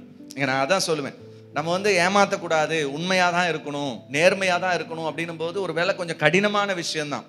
அது உடனடியான ரிசல்ட் கிடைக்காது. சில நேரத்தில் உடனே நமக்கு அங்கே உயர்வு கிடைச்சிடும் நம்ம சொல்ல முடியாது. பல நேரங்களில் அவமானங்கள் வந்திருக்கு, பல நேரங்களில் நிந்தைகள் வந்திருக்கு, பல நேரங்களில் இழப்புகள் வந்திருக்கு. நமக்கு கிடைக்க வேண்டியது கூட சில நேரத்தில் கிடைக்காம போயிருக்கு. ஆனால் ஆண்டவர் ஒருபோதும் அவர் கணக்கை என்ன பண்ணலை, மிஸ் பண்ணவே இல்லை. அவர் எக்ஸாக்டாக நம்மளோட அக்கௌண்ட்டில் என்னென்ன வைக்கணுமோ அதை கிரெடிட் பண்ணிக்கிட்டே தான் வந்திருக்கிறார். அல்லேலூயா. பாருங்க, 2000 ஆண்டு எனக்கு 25 வயது தான். எங்கேயோ போன ஒரு கம்பெனி திடீர்னு வந்துட்டு கோயம்புத்தூர்ல மிகப்பெரிய கம்பெனி, அவங்க டீலரை தேடிக்கிட்டு இருக்கிறாங்க. இந்த டீலரை அவங்க எப்படி பார்ப்பாங்கன்னா, சப் டீலருக்கே சொந்த வீடு இருக்கணும், சொந்தமா கார் இருக்கணும், அவங்களுக்கு சொத்து இருக்கணும்னு பார்க்கக்கூடியவங்க சப் டீலருக்கு. அப்ப டீலர் எப்படி இருக்கணும் கொஞ்சம் சிந்திச்சு பாருங்க. எவ்வளவு பேக்ரவுண்ட் இருந்திருந்தா டீலர் இப்படி இருக்கும்னு நினைச்சிருப்பாங்க. ஆனா என்ன நடந்ததுன்னா, அவங்க டீலருக்காக ஒவ்வொரு கடைகளையும் அப்படியே சர்வே எடுத்துக்கிட்டே போயிருக்கிறாங்க. அதுல எங்க கடையும் ஒரு சின்ன கடை தான், அங்கேயும் எங்க ஓனரோட கடை, அங்கேயும் சர்வே எடுத்தாங்க. நான் சொல்றேன், இது எங்க ஓனருடைய கடை இதுதான் அப்படின்றேன். அப்போ சரி அப்படின்ட்டு அவங்க போயிடுறாங்க. போனதுக்கு பிறகு அவர் எனக்கு அந்த கம்பெனிலேருந்து தொடர்பு கொள்கிறாங்க. நீங்கள் எங்கள் கம்பெனியோடைய ஒரு பார்ஷியலான டீலர்ஷிப்பை நீங்கள் எடுத்துக்க முடியுமான்னு கேட்கும்போது எங்கள் ஓனர்கிட்ட கேட்குறேன். எங்கள் ஓனர் சொன்னாங்க, இல்லை நம்மளால் அதெல்லாம் பண்ண முடியாது. அதுக்கு முன்னாடியே நான் என்னோட பேரில் ஒரு கம்பெனி ஆரம்பித்து வைக்கிறேன். எங்கள் ஓனர்கிட்ட கேட்டுட்டு ஆரம்பித்து வச்சுருந்தேன். அதோட பேர் ஹெப்ரோன் என்டர்பிரைசஸ். அந்த பேர் அன்றைக்கெல்லாம் யாருக்கும் வாயில் நுழையாது. ஹெப்ரோன் என்டர்பிரைஸ்னா நெப்போலியனான்னு கேட்பாங்க. அந்த மாதிரி ஒரு சூழல். பேரே வாயில நுழையிலையே, நம்ம ஊர்ல இருக்கிற பேரே இல்லையே அப்படிலாம் சொன்னதெல்லாம் காலம் இருக்கு. நான் சொல்லுவேன், இது கர்த்தர் எங்களுக்கு கொடுத்த பேரு, இந்த பேர் தான் வச்சிருக்கோம் அப்படின்னு. ஒரு சின்ன கடை, அதை காட்டூருக்குள்ள ஒரு சின்னதா வச்சிருந்தோம். எங்க ஓனர் சொன்னாரு, இல்ல தம்பி நீ என்ன பண்ணு, உன் பேர்ல எடுத்துக்கோ அப்படின்னாரு. நான் சொன்னேன், உங்களுக்கு ஓகேவானா நீ தாராளமா எடுத்துக்கோ, ஒன்றும் பிரச்சனை இல்லை. அவங்ககிட்ட கேட்டேன், எடுத்துக்கலாமா? ஓ நீ எடுத்துக்கோ, எனக்கு எந்த பிரச்சனை இல்லை, நீ எடுத்துக்கோ அப்படின்னா. நான் அந்த கம்பெனியில கேட்டேன், எங்களுக்கு ஹெப்ரோன் என்டர்பிரைஸ்ன்னு ஒரு கடை இருக்கு, அதுக்கு டீலர்ஷிப் தரீங்களான்னு கேட்டேன். டீலர்ஷிப்னா சும்மா அவங்க சும்மா அது பெருசாலாம் இல்லை, நான் அதை சும்மா கூட்டு போய் காமிக்கிறாங்கன்னு நினைச்சிட்டேன். சொன்னா நம்ப மாட்டீங்க, அப்ப எனக்கு ஒரு பேக்ரவுண்ட் ஒண்ணுமே கிடையாது, எதுவுமே இல்லை, ஜீரோ. நான் அப்பதான் ஒரு கம்பெனியில் வேலை செஞ்சு படிப்படியாக முன்னாடி ஒரு சின்ன வாகனம் வாங்கி அது அப்படிதான் வாழ்ந்துக்கிட்டு இருக்கேன். இந்த சூழ்நிலையில் தான் இந்த கம்பெனி சொல்லுது, உங்களுக்கு டீலர்ஷிப் தரேன், உடனடியாக நீங்கள் அமௌண்ட்டை டெபாசிட் கட்டுங்கங்குது. நான் உடனே என்னுடைய சேவிங்ஸ் எல்லாம் எடுக்கிறேன். எல்லாம் எடுத்து பார்த்தாலும் ஒரு குறிப்பிட்ட அமௌண்ட் தான் வருது. நான் கொண்டு போய் டெபாசிட் கட்டிட்டு டீலர்ஷிப் எடுத்துறோம். டீலர்ஷிப் எடுத்து ஹெப்ரான் என்டர்பிரைஸ் எங்கே இருக்குன்னு அந்த கம்பெனி கேட்கல. போய் பார்த்துருந்தா கொடுத்துருப்பாங்க மாட்டாங்களா போல இருக்கு, கொடுத்துருக்க மாட்டாங்க போல. அவங்க எங்கே இருக்குன்னு கேட்கல, எதுவுமே கேட்கல. இது எப்படி நடந்துச்சுன்னு எங்களுக்கும் தெரியல. அவங்க என்ன பண்ணிட்டாங்க, டீலர்ஷிப் கொடுத்துட்டோம், உங்களுக்கு டீலர்ஷிப் சர்டிஃபிகேட் கொடுத்துட்டாங்க. இதை வாங்கணுன்றதுலேருந்து எனக்குள்ள ஒரு பெரிய போராட்டம். இவ்வளோ பெரிய கம்பெனி எதுக்காக நம்மகிட்ட கொண்டு வந்து கொடுத்தாங்க அப்படின்னு சொல்லி எனக்குள்ள ஒரு பெரிய போராட்டம். நாங்கள் ஜோம் பண்ணிகிட்டே இருந்தோம். எங்கள் நஞ்சப்பா ரோட்டில் ஒரு ஷாப் அன்னைக்கு நீங்கள் பார்க்கணும், அப்படி எடுக்கணும் அப்படின்னா குறைஞ்ச ஒரு 5 லட்சம் ரூபா இருந்தால் தான் எடுக்க முடியும். ஒரு 25 வருஷத்துக்கு முன்னாடி 5 லட்சம்ன்றதெல்லாம் எங்களுக்கு எதிர்பார்க்கவே முடியாது. அன்னைக்கு ஒரு கடை பூட்டியே கிடந்த ஒரு பில்டிங். ஏன்னா அங்க இருந்த ஒரு சில பிரச்சனைகள்னால அந்த கடைக்கு யாருமே வரல. அப்ப நாங்க யதார்த்தமா என்ன செஞ்சோம், போய் இந்த கடையை சும்மா கேட்டு பார்ப்போம், யாருமே இல்லாம பூட்டி பாலடைஞ்சு கிடக்குது, கேட்டு பார்ப்போம்னு. அந்த ஓனர் என்ன மூட்ல இருந்தான்னு தெரியல, ரொம்ப குறைவான ஒரு அட்வான்ஸ் சொல்லி எடுத்துக்கோங்க நீங்க அப்படின்னு சொன்னார். எங்களுக்கு ஆச்சரியமா இருந்தது, இவ்வளோ குறைவான இதா எங்களால் நம்ப முடியல. குறைவான வாடகை, குறைவான அட்வான்ஸ்ல இடத்த சொன்னார். நாங்கள் போய் இடத்த எடுத்து ஜெபித்து கம்பெனி தொடங்கிட்டோம். பேப்பரெல்லாம் அட்வர்டைஸ்மெண்ட் கொடுத்துட்டாங்க. கம்பெனி இந்த மாதிரி எங்களுடைய வாடிக்கையாளர், டீலர் அப்படின்னு சொல்லிட்டு, விற்பனையாளர் அப்படின்னு சொல்லி ஆடெல்லாம் கொடுத்துட்டாங்க. இந்த ஆடை பார்த்த உடனே அதே பகுதியில் ஒரு மிகப்பெரிய கடையினுடைய ஓனர் ஓடி வந்தார். ஓடி வந்து அவர் கேட்ட முதல் கேள்வி என்ன தெரியுமா? தம்பி, 2 வருஷமா நான் ட்ரை பண்ணிட்டு இருக்கேன். நான் வேற ஊர்ல இதே கம்பெனியுடைய டீலர். அப்படி இருக்கும்போது இது யார் உங்களுக்கு ரெக்கமெண்ட் பண்ணா அப்படின்னாரு. நான் சொன்னேன், எனக்கு ஒரு பெரிய ஆள் ரெக்கமெண்ட் பண்ணியிருக்காரு. யாருங்க? பெரிய ஆள் ஒருத்தர் ரெக்கமெண்ட் பண்ணியிருக்காரு, அதனாலதான் எனக்கு கிடைச்சது அப்படின்னு. நான் அவர்கிட்ட போய் சொல்லல, ஏன்னா யார் அந்த பெரிய ஆள்னு அவர் கொஞ்ச நாள் கொஞ்சம் யோசிக்கட்டுமே அப்படின்னு. ஆனா வந்தாரு. என்னப்பா இது, எப்படி வாங்கின, என்ன செஞ்ச? அவர் பெரிய ஓனர், சாதாரண ஆள் கிடையாது. என்னையவே வந்து அப்பவே ஒரு 20,000 ரூபாய் சம்பளத்துக்கு உனக்கு தர்றேன், நீ என் கடைக்கு வந்துடுறியான்லாம் கேட்டவர். அவர் வந்து இப்படி கேட்கிறார். நான் சொன்னேன், இல்லை இது வந்து இப்படிதான் எனக்கு கிடைச்சது, எனக்கு வந்து ஒரு பெரிய ஒருத்தரோட ரெக்கமெண்டேஷன் அப்படின்னு சொல்லி இந்த கம்பெனியை நடத்த ஆரம்பித்தேன். 25 ஆண்டுகள். இப்போ நான் வந்து முழு நேர ஊழியக்காரன், பகுதி நேர வியாபாரி. பொதுவாக என்ன சொல்லுவாங்க, பார்ட் டைம் ஊழியம் பண்ணுறேன்பாங்க. நான் பார்ட் டைமில் பிஸ்னஸ் பண்ணுறேன், ஃபுல் டைமில் மினிஸ்ட்ரி பண்ணுறேன் ஆண்டோடைய கிருபையினால். ஆனால் ஒன்று மட்டும் நான் சொல்ல முடியும், தேவன் ஒவ்வொரு இடத்துலையும் பார்த்தீங்கன்னா கிருபையாய் பாதுகாத்தார். நாம் உண்மையாக இருக்கும்போது பல நேரங்களையும் பிரச்சனை வரும். நான் அப்போ அந்த லோக்கல் பம்ப்ஸ் எல்லாம் விற்கும்போது நான் நினைப்பேன், ஆண்டவரே நான் வந்து நல்லா இதெல்லாம் பில் போட்டு தான் விற்கணும், இப்படியெல்லாம் விற்கக்கூடாது, வியாபாரத்தை இப்படியெல்லாம் பண்ணக்கூடாது அப்படின்னு சொல்லி எனக்குள்ள ஒரு ஃபீல் இருக்கும். ஏன்னா பில்லே பண்ண மாட்டாங்க, எல்லாமே வித் அவுட்டாக இருக்கும். எனக்கு அது ஒரு மாதிரி மனசை போட்டு உருட்டும். ஏன் இப்படி பண்ணணும், நம்ம வந்து ஏன் நேர்மையாக செய்யக்கூடாது, ஏன் நேர்மையான ஒரு வியாபாரத்தை பண்ணக்கூடாது அப்படின்னு சொல்லி எனக்குள்ள ஒரு போராட்டமாக இருக்கும். ஆனால் ஜெபம் பண்ணிக்கிட்டே இருப்பேன். ஆச்சரியமாக இந்த கம்பெனி வந்ததுக்கு அப்புறம் ஒரு பொருள் கூட பில் இல்லாமல் வராது. எப்படி? எல்லாமே பில்லோட வரும், நான் பில்லோட தான் சேல்ஸ் பண்ணணும்.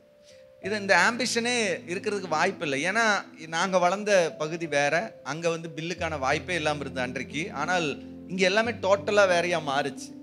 அந்த கம்பெனி எங்களை நம்பி கொடுத்தனுடைய விளைவு என்ன தெரியுங்களா? நீங்கள் சொன்ன நம்ப மாட்டீங்க, கடந்த 25 ஆண்டுகளில் தமிழ்நாட்டினுடைய முதல் 2-3 இடங்கள்ல நாங்கள் கண்டிப்பாக இருப்போம். அல்லேலூயா. எப்படி? தமிழ்நாட்டுடைய முதல் 3 இடங்கள்ல ஹெப்ரான் என்டர்பிரைசஸ் இல்லாமல் இருக்கவே இருக்காது.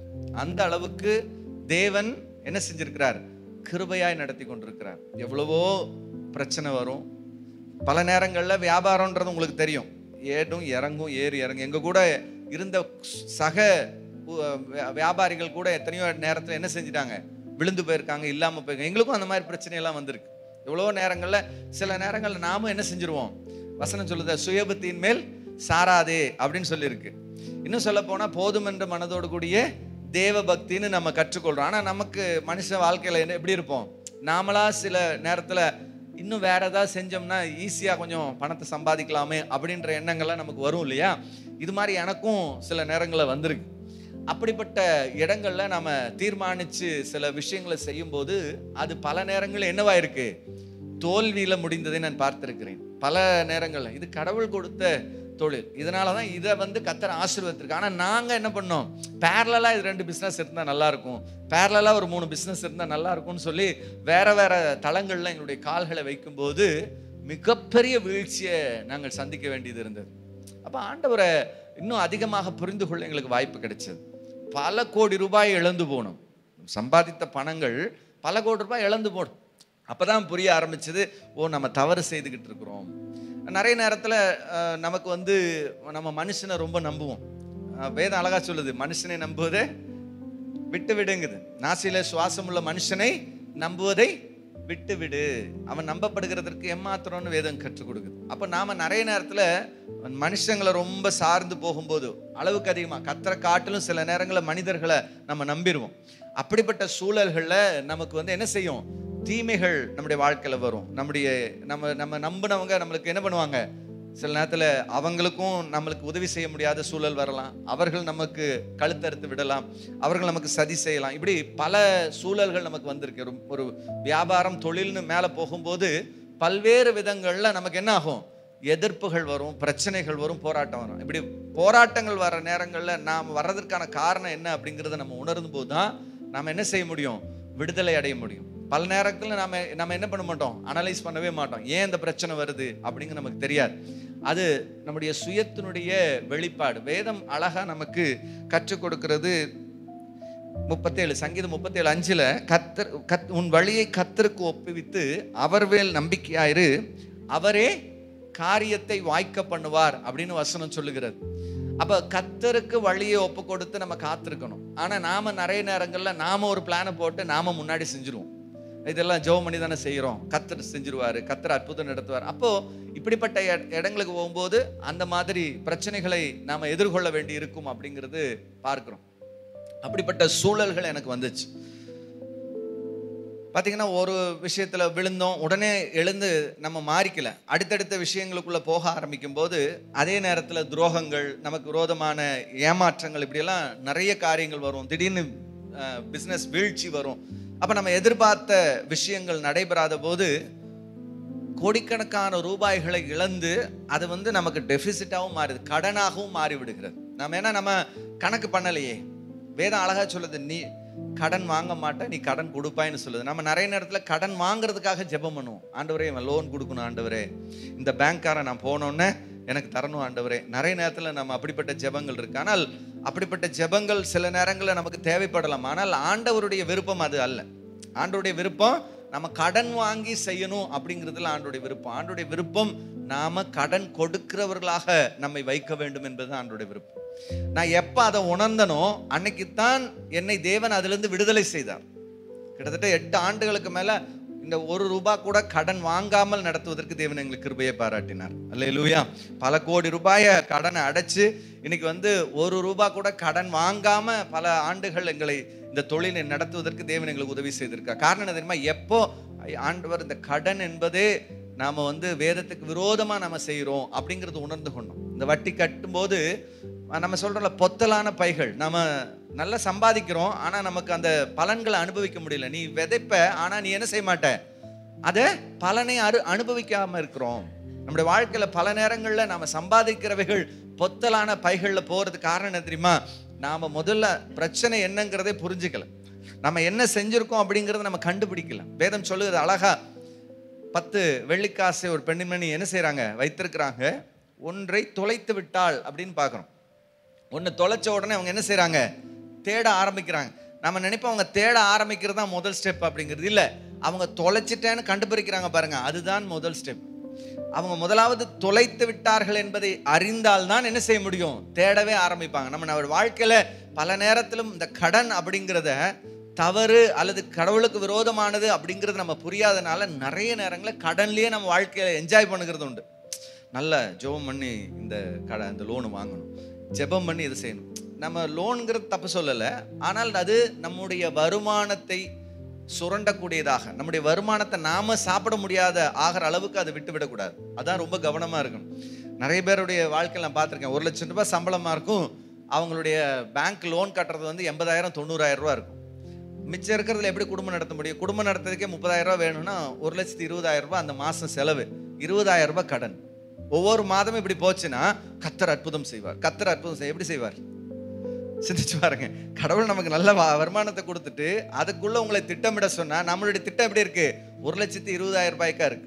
அப்ப இது என்னுடைய வாழ்க்கையில் ஏற்பட்டது. அதனாலதான் நான் உங்களுக்கு சொல்றேன். நான் வாழ்க்கையில அனுபவித்தபடினால் அதை நான் உங்களுக்கு சொல்ல முடியுது. பல லட்சங்களை சம்பாதிக்கும் போது, லட்சங்களுக்கு மேல நம்ம கடனை வட்டி கட்டும் போது, ஒரு காலம் வரும்போது வட்டி நம்முடைய வருமானத்தை மிஞ்சி போகும்போது நம்முடைய எல்லாம் அழிந்து போகும். நம்ம ஆசீர்வாதங்கள் எல்லாம் கெட்டுப்போம். அதான் வசனம் சொல்லுது, நீங்க என்ன செய்ய மாட்டீங்க, கடன் வாங்க மாட்டீங்க, கடன் கொடுப்பீர்கள். இதை நீங்க விசுவாசித்தால் உங்களுடைய வாழ்க்கையில நிச்சயமாக அபியாசிக்க பண்ணுவார். அல்லேலூயா. நான் என்னுடைய வாழ்க்கையில விசுவாசித்தேன். ஆண்டவர்கிட்ட ஏறக்குறைய 14 ஆண்டுகளா கேட்டுக்கிட்டே இருந்தேன். முன்னாடி ஒரு 5 ஆண்டுகள் 6 ஆண்டுகளா, ஆண்டவரே இப்படிப்பட்ட கடன்ல நான் இருக்கிறேன், இப்படிப்பட்ட பிரச்சனையில இருக்கேன், இதுல இருந்து என்னை விடுதலை செய்யுங்க. நான் என்ன செய்யணும், இது பாவம்னு எனக்கு தெரியுது, இது தவறுன்னு நான் உணர்ந்து கொள்றேன், இதுல இருந்து நான் விடுதலை அடையணும்னு தொடர்ந்து ஜெபம் பண்ணிக்கிட்டே இருந்தேன். கிட்டத்தட்ட 5 ஆண்டுகளுக்கு மேல விழுந்து கிடந்த ஆண்டவர் சமூகத்தில், ஆண்டவர் என்னை விடுதலை செய்யுங்க, விடுதலை செய்யுங்க, என்னால முடியல, என்ன மீறி போகுது, என்னுடைய கண்ட்ரோலை மீறி போகுது, என்னால பண்றது தெரியல, நான் நிறைய சம்பாதிக்கிறேன், ஆனா என்னால என்ன செய்ய முடியல, சாப்பிட முடியவில்லை, எனக்குன்னு எடுத்துக்க முடியல, எல்லாமே என்ன செஞ்சுக்கிட்டு இருக்கு, வீணாக போய் கொண்டிருக்கிறது. என்னுடைய வாழ்க்கையில ஆசீர்வாதம் இல்லை. நான் உங்களுடைய ஆசீர்வாதத்தை பெற்றுக்கொண்ட பிள்ளை, உங்களோட வார்த்தை மூலமாக நான் வளர்ந்திருக்கிறேன், எல்லாவற்றையும் பெற்றுக்கொண்டு விட்டேன். ஒரு 27 வயதுக்குள்ள என்னோட வாழ்க்கையில வீடு வந்துருச்சு, கார் வந்து எல்லாம் அடைந்து கொண்டேன். ஆனால் என்னுடைய வாழ்க்கையில ஏற்பட்ட சில பிரச்சனைகள்னால, என் வாழ்க்கையில எடுத்த தவறான முடிவுகள்னால, சில நேரத்தில் எடுத்த நம்பின ஆட்கள்னால நமக்கு என்ன ஏற்பட்டுச்சு? இழப்புகள் ஏற்பட்டிருக்கிறது. அப்ப இதுல இருந்து விடுதலை ஆகணும். அப்ப என்னுடைய கிட்டத்தட்ட 5 ஆண்டுகள் ஜெபம், ஆண்டவரே என்னை விடுதலை செய்யுங்க, ஆண்டவரே என்னை விடுதலை செய்யுங்க. இதுதான் என்னுடைய ஜெபமாக இருந்தது. 5 ஆண்டுகள் ஆயிடுச்சு. கிட்டத்தட்ட 10வது ஆண்டுல இருந்து 2010ல இருந்து 2016 வரைக்கும் 6 ஆண்டுகள்ல என்னுடைய கடன் பல மடங்கு உயர்ந்துருச்சு. ஏறக்குறைய பல கோடிகள். யோசிச்சு பாருங்க, என்னுடைய சொத்துக்கள் எல்லாம் போய் பல கோடிகள் கடன் இருந்தா அடுத்து என்ன செய்யணும்? அடுத்து என்ன செய்யணும்? ஒண்ணுமே பண்ண முடியாது. வாழ்க்கையில முடிந்து போன நிலைமை. எனக்கு தெரியும், என்னை விட கடன் கம்மியாக இருந்த ஒரு நபர் எங்க அதே நாங்க வாழ்ற பகுதியில 10 கடை தள்ளி குடும்பமாக மரித்து போனார். 2017வது ஆண்டு பேப்பர்ல படிச்சிருக்கலாம். குடும்பமாக மரித்து போனார். என்னை விட கடன் கம்மியா இருந்தவர் தான். ஆனா எனக்கு ஒரே ஒரு நம்பிக்கை தான் இருந்தது. நான் ஆண்டவரை நம்புகிற பிள்ளை. நான் என்னுடைய தவறுகளை உணர்ந்து கொண்டேன், நான் என்னை மாற்றிக்கொண்டேன், என்னை திருத்துவதற்கு கடவுளுடைய கரத்தில் ஒப்பு கொடுத்தேன். எனக்கு ஒரே ஒரு நம்பிக்கை, ஆண்டவரை நான் உண்மை நம்பி இருக்கிறேன். நீங்க அங்க அழைத்தவர், நீங்க அங்க தெரிந்து கொண்டவர், நீர் ஜீவன் உள்ளவர் என்பதை நான் விசுவாசிக்கிறேன். ஏன்னா ஆண்டவர் ஜீவன் உள்ள தேவன், நம்மளை கற்றுக் கொடுக்கிறவர், ஒருபோதும் என்ன பண்ண மாட்டார்? விட்டு விடுகிறவர் அல்ல. நம்ம தகப்பன், ஒரு அப்பா. நம்ம தவறு செய்யும் போது அதை அறிந்து திருத்தி கொள்ளும் போது கடவுள் நம்மை நேசிக்கிறவராக இருக்கிறார், நம்மை விடுதலை செய்கிறவராக இருக்கிறார். இன்னைக்கு பாத்தீங்கன்னா 8 ஆண்டுகள்ல தேவன் அற்புதமாக என்னுடைய வாழ்க்கையை மாற்றி இருக்கிறார். அல்லேலூயா. இன்னைக்கு நான் அதே நிலைமையில தான் கடவுள் வைத்திருக்கிறேன். ஆனா சொல்ல 25 ஆண்டுகள்ல எங்களுடைய நிலையை மாற்றவே இல்லை. அந்த 25 ஆண்டுகளும் அந்த கம்பெனியில நாங்க தான் என்னது, அந்த முதல் 3 இடத்துல நாங்க எப்பவுமே இருப்போம். ஃபர்ஸ்டா இருப்போம், இல்லை செகண்டா இருப்போம், தேர்டா இருப்போம். அதுல ஒரு குறையும் கடவுள் வைக்கல. இன்னைக்கு வரைக்கும் எல்லாம் சொல்லுவாங்க, பிசினஸ் இவ்வளவு பெரிய பிசினஸ் பண்ணா கடன் வாங்கணும், பேங்க்ல ஓடி வாங்கணும். நாங்க கம்பெனிலே சொல்லுவாங்க, உங்களுக்கு பணம் இது உங்களுக்கு கடன் தர்றோம், ஓடி கொடுக்குறோம் அப்படிமா. நான் சொல்லுவோம், சார் எங்களுக்கு சாங்கியப்படியே உங்ககிட்ட பணம் வாங்கினா நாங்கள் பொழிஞ்சிரும், அதனால கடன் வேண்டாம் அப்படின்றோம். கம்பெனியில் திடீர்னு கூப்பிடுவோம், வருஷ கடைசியில் ஒரு 50 லட்சம் ரூபாய்க்கு பில் பண்ணிட்டோம் அப்படிம்பாங்க. சார் உங்களுக்கு 20 நாள் கடன் இருக்கு, நீங்க எடுத்துக்கோங்க அப்படின்னு.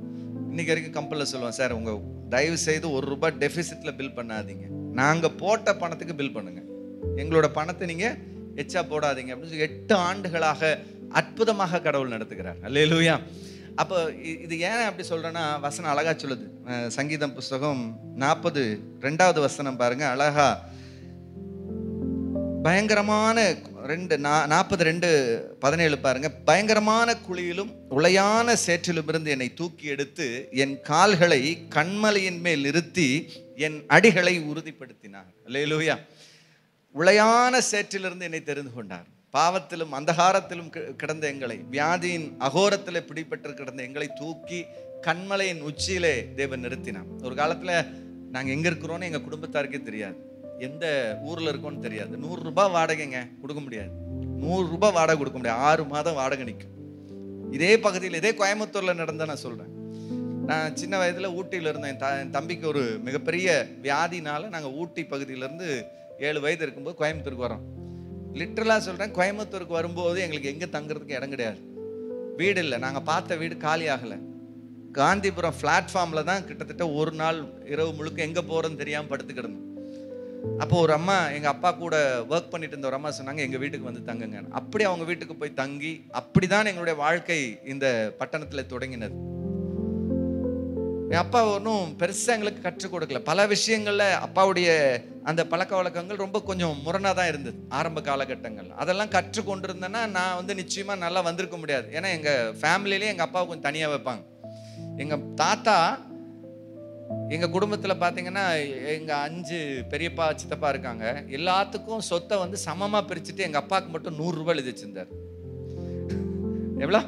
₹100 மட்டும் எனக்கு கொடுங்க அப்படின்னாரு. ஏன்னா அவர் சின்ன வயசுல இருந்தே அவங்க வீட்டுக்கு அடங்காம இருந்திருக்கிறார். ஆனா அவர் எங்களுக்காக வாழ்க்கையில செய்த ஒரு மிகப்பெரிய விஷயம் என்ன தெரியுமா? இயேசுவை ஏற்றுக்கொள்வதற்கு அவர் காரணமாக இருந்தார். அல்லேலூயா. அவர் மூலமாக தான் நாங்கள் இயேசுவை ஏற்றுக்கொண்டோம்.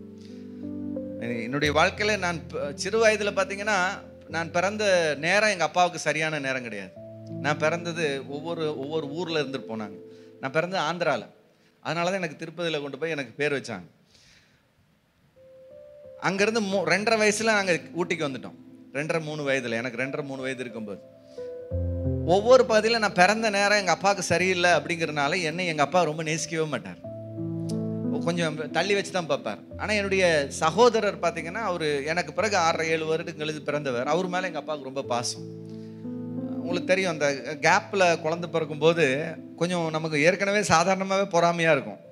இதில் வேற எங்கள் அப்பா வந்து நம்மளை கண்டுக்கவே மாட்டார், நம்ம தம்பியை ரொம்ப தாங்குவார். இன்னும் சொல்ல போனால் என் தம்பி சும்மா அழுதா கூட நம்மளை பிரித்து மேய்ஞ்சிடுவார். அப்போ நமக்கு எவ்வளோ ஒரு எரிச்சல் இருக்கும் யோசிச்சு பாருங்க. எனக்கு ஒரு 14-15 வரைக்கும் நான் எவ்வளோ பக்தியாக இருந்தாலும் எனக்குள்ளே ஒரு வெஞ்சன்ஸ் என்ன தெரியுமா, நம்ம பெருசானா 2 பேர்த்த போட்டு தள்ளணும். அதில் எங்கள் அப்பாவும் தம்பி. உண்மையாக சொல்கிறேன், அவ்வளோ ஒரு வெஞ்சன்ஸ், பெருசான கசப்பு ஒரு வாழ்க்கை. ஆனால் பல முறை அந்த 10 வயதுலாம் 15 வயதுக்குள்ளே பார்த்தீங்கன்னா பல முறை எனக்குள்ளேயும் ஒரு தற்கொலை ஆவி இருந்துச்சு. போய் கிணத்து பக்கத்தில் நிற்பேன், விழுந்துடலான்னு தோணும். ஆனால் என்னமோ ஒன்று தோணும், இல்லை நம்ம வேண்டாம் அப்படின்னு வந்துடுவேன். ஆனால் பின்பாகத்தான் தெரிந்து கொண்டேன், ஆண்டவர் என்னை தாயின் கர்ப்பத்திலே என்னை தெரிந்து கொண்டிருக்கிறார் என்பதை நான் உணர்ந்து கொண்டேன். எங்கெங்கேயோ போனோம், என்னென்னமோ செஞ்சோம், ஆனால் கர்த்தர் என்ன விடலை, என்னை தேடி வந்தார். நான் என் குடும்பத்துக்கு, என் தகப்பனாருக்கு நான் சாபமாக இருந்திருக்கிறேன், ஆனால் ஆண்டவர் என்னை ஆசீர்வாதமாக மாற்றினார். அல்லேலூயா. இன்னைக்கு நீங்க கோயம்புத்தூருக்கு வரணும்னு என்னுடைய உறவினர்கள் எல்லாரும் என்ன சொல்லுவாங்க, யார் அப்படின்னா இன்னாருடைய பையன், என் தம்பி பையன், இல்லை என் அண்ணன் பையன் இப்படி இருக்கார் கோயம்புத்தூர்ல அப்படின்னு என்னை அடையாளப்படுத்துகிறதற்கு தேவன் அடையாளமாக மாற்றினார். அல்லேலூயா.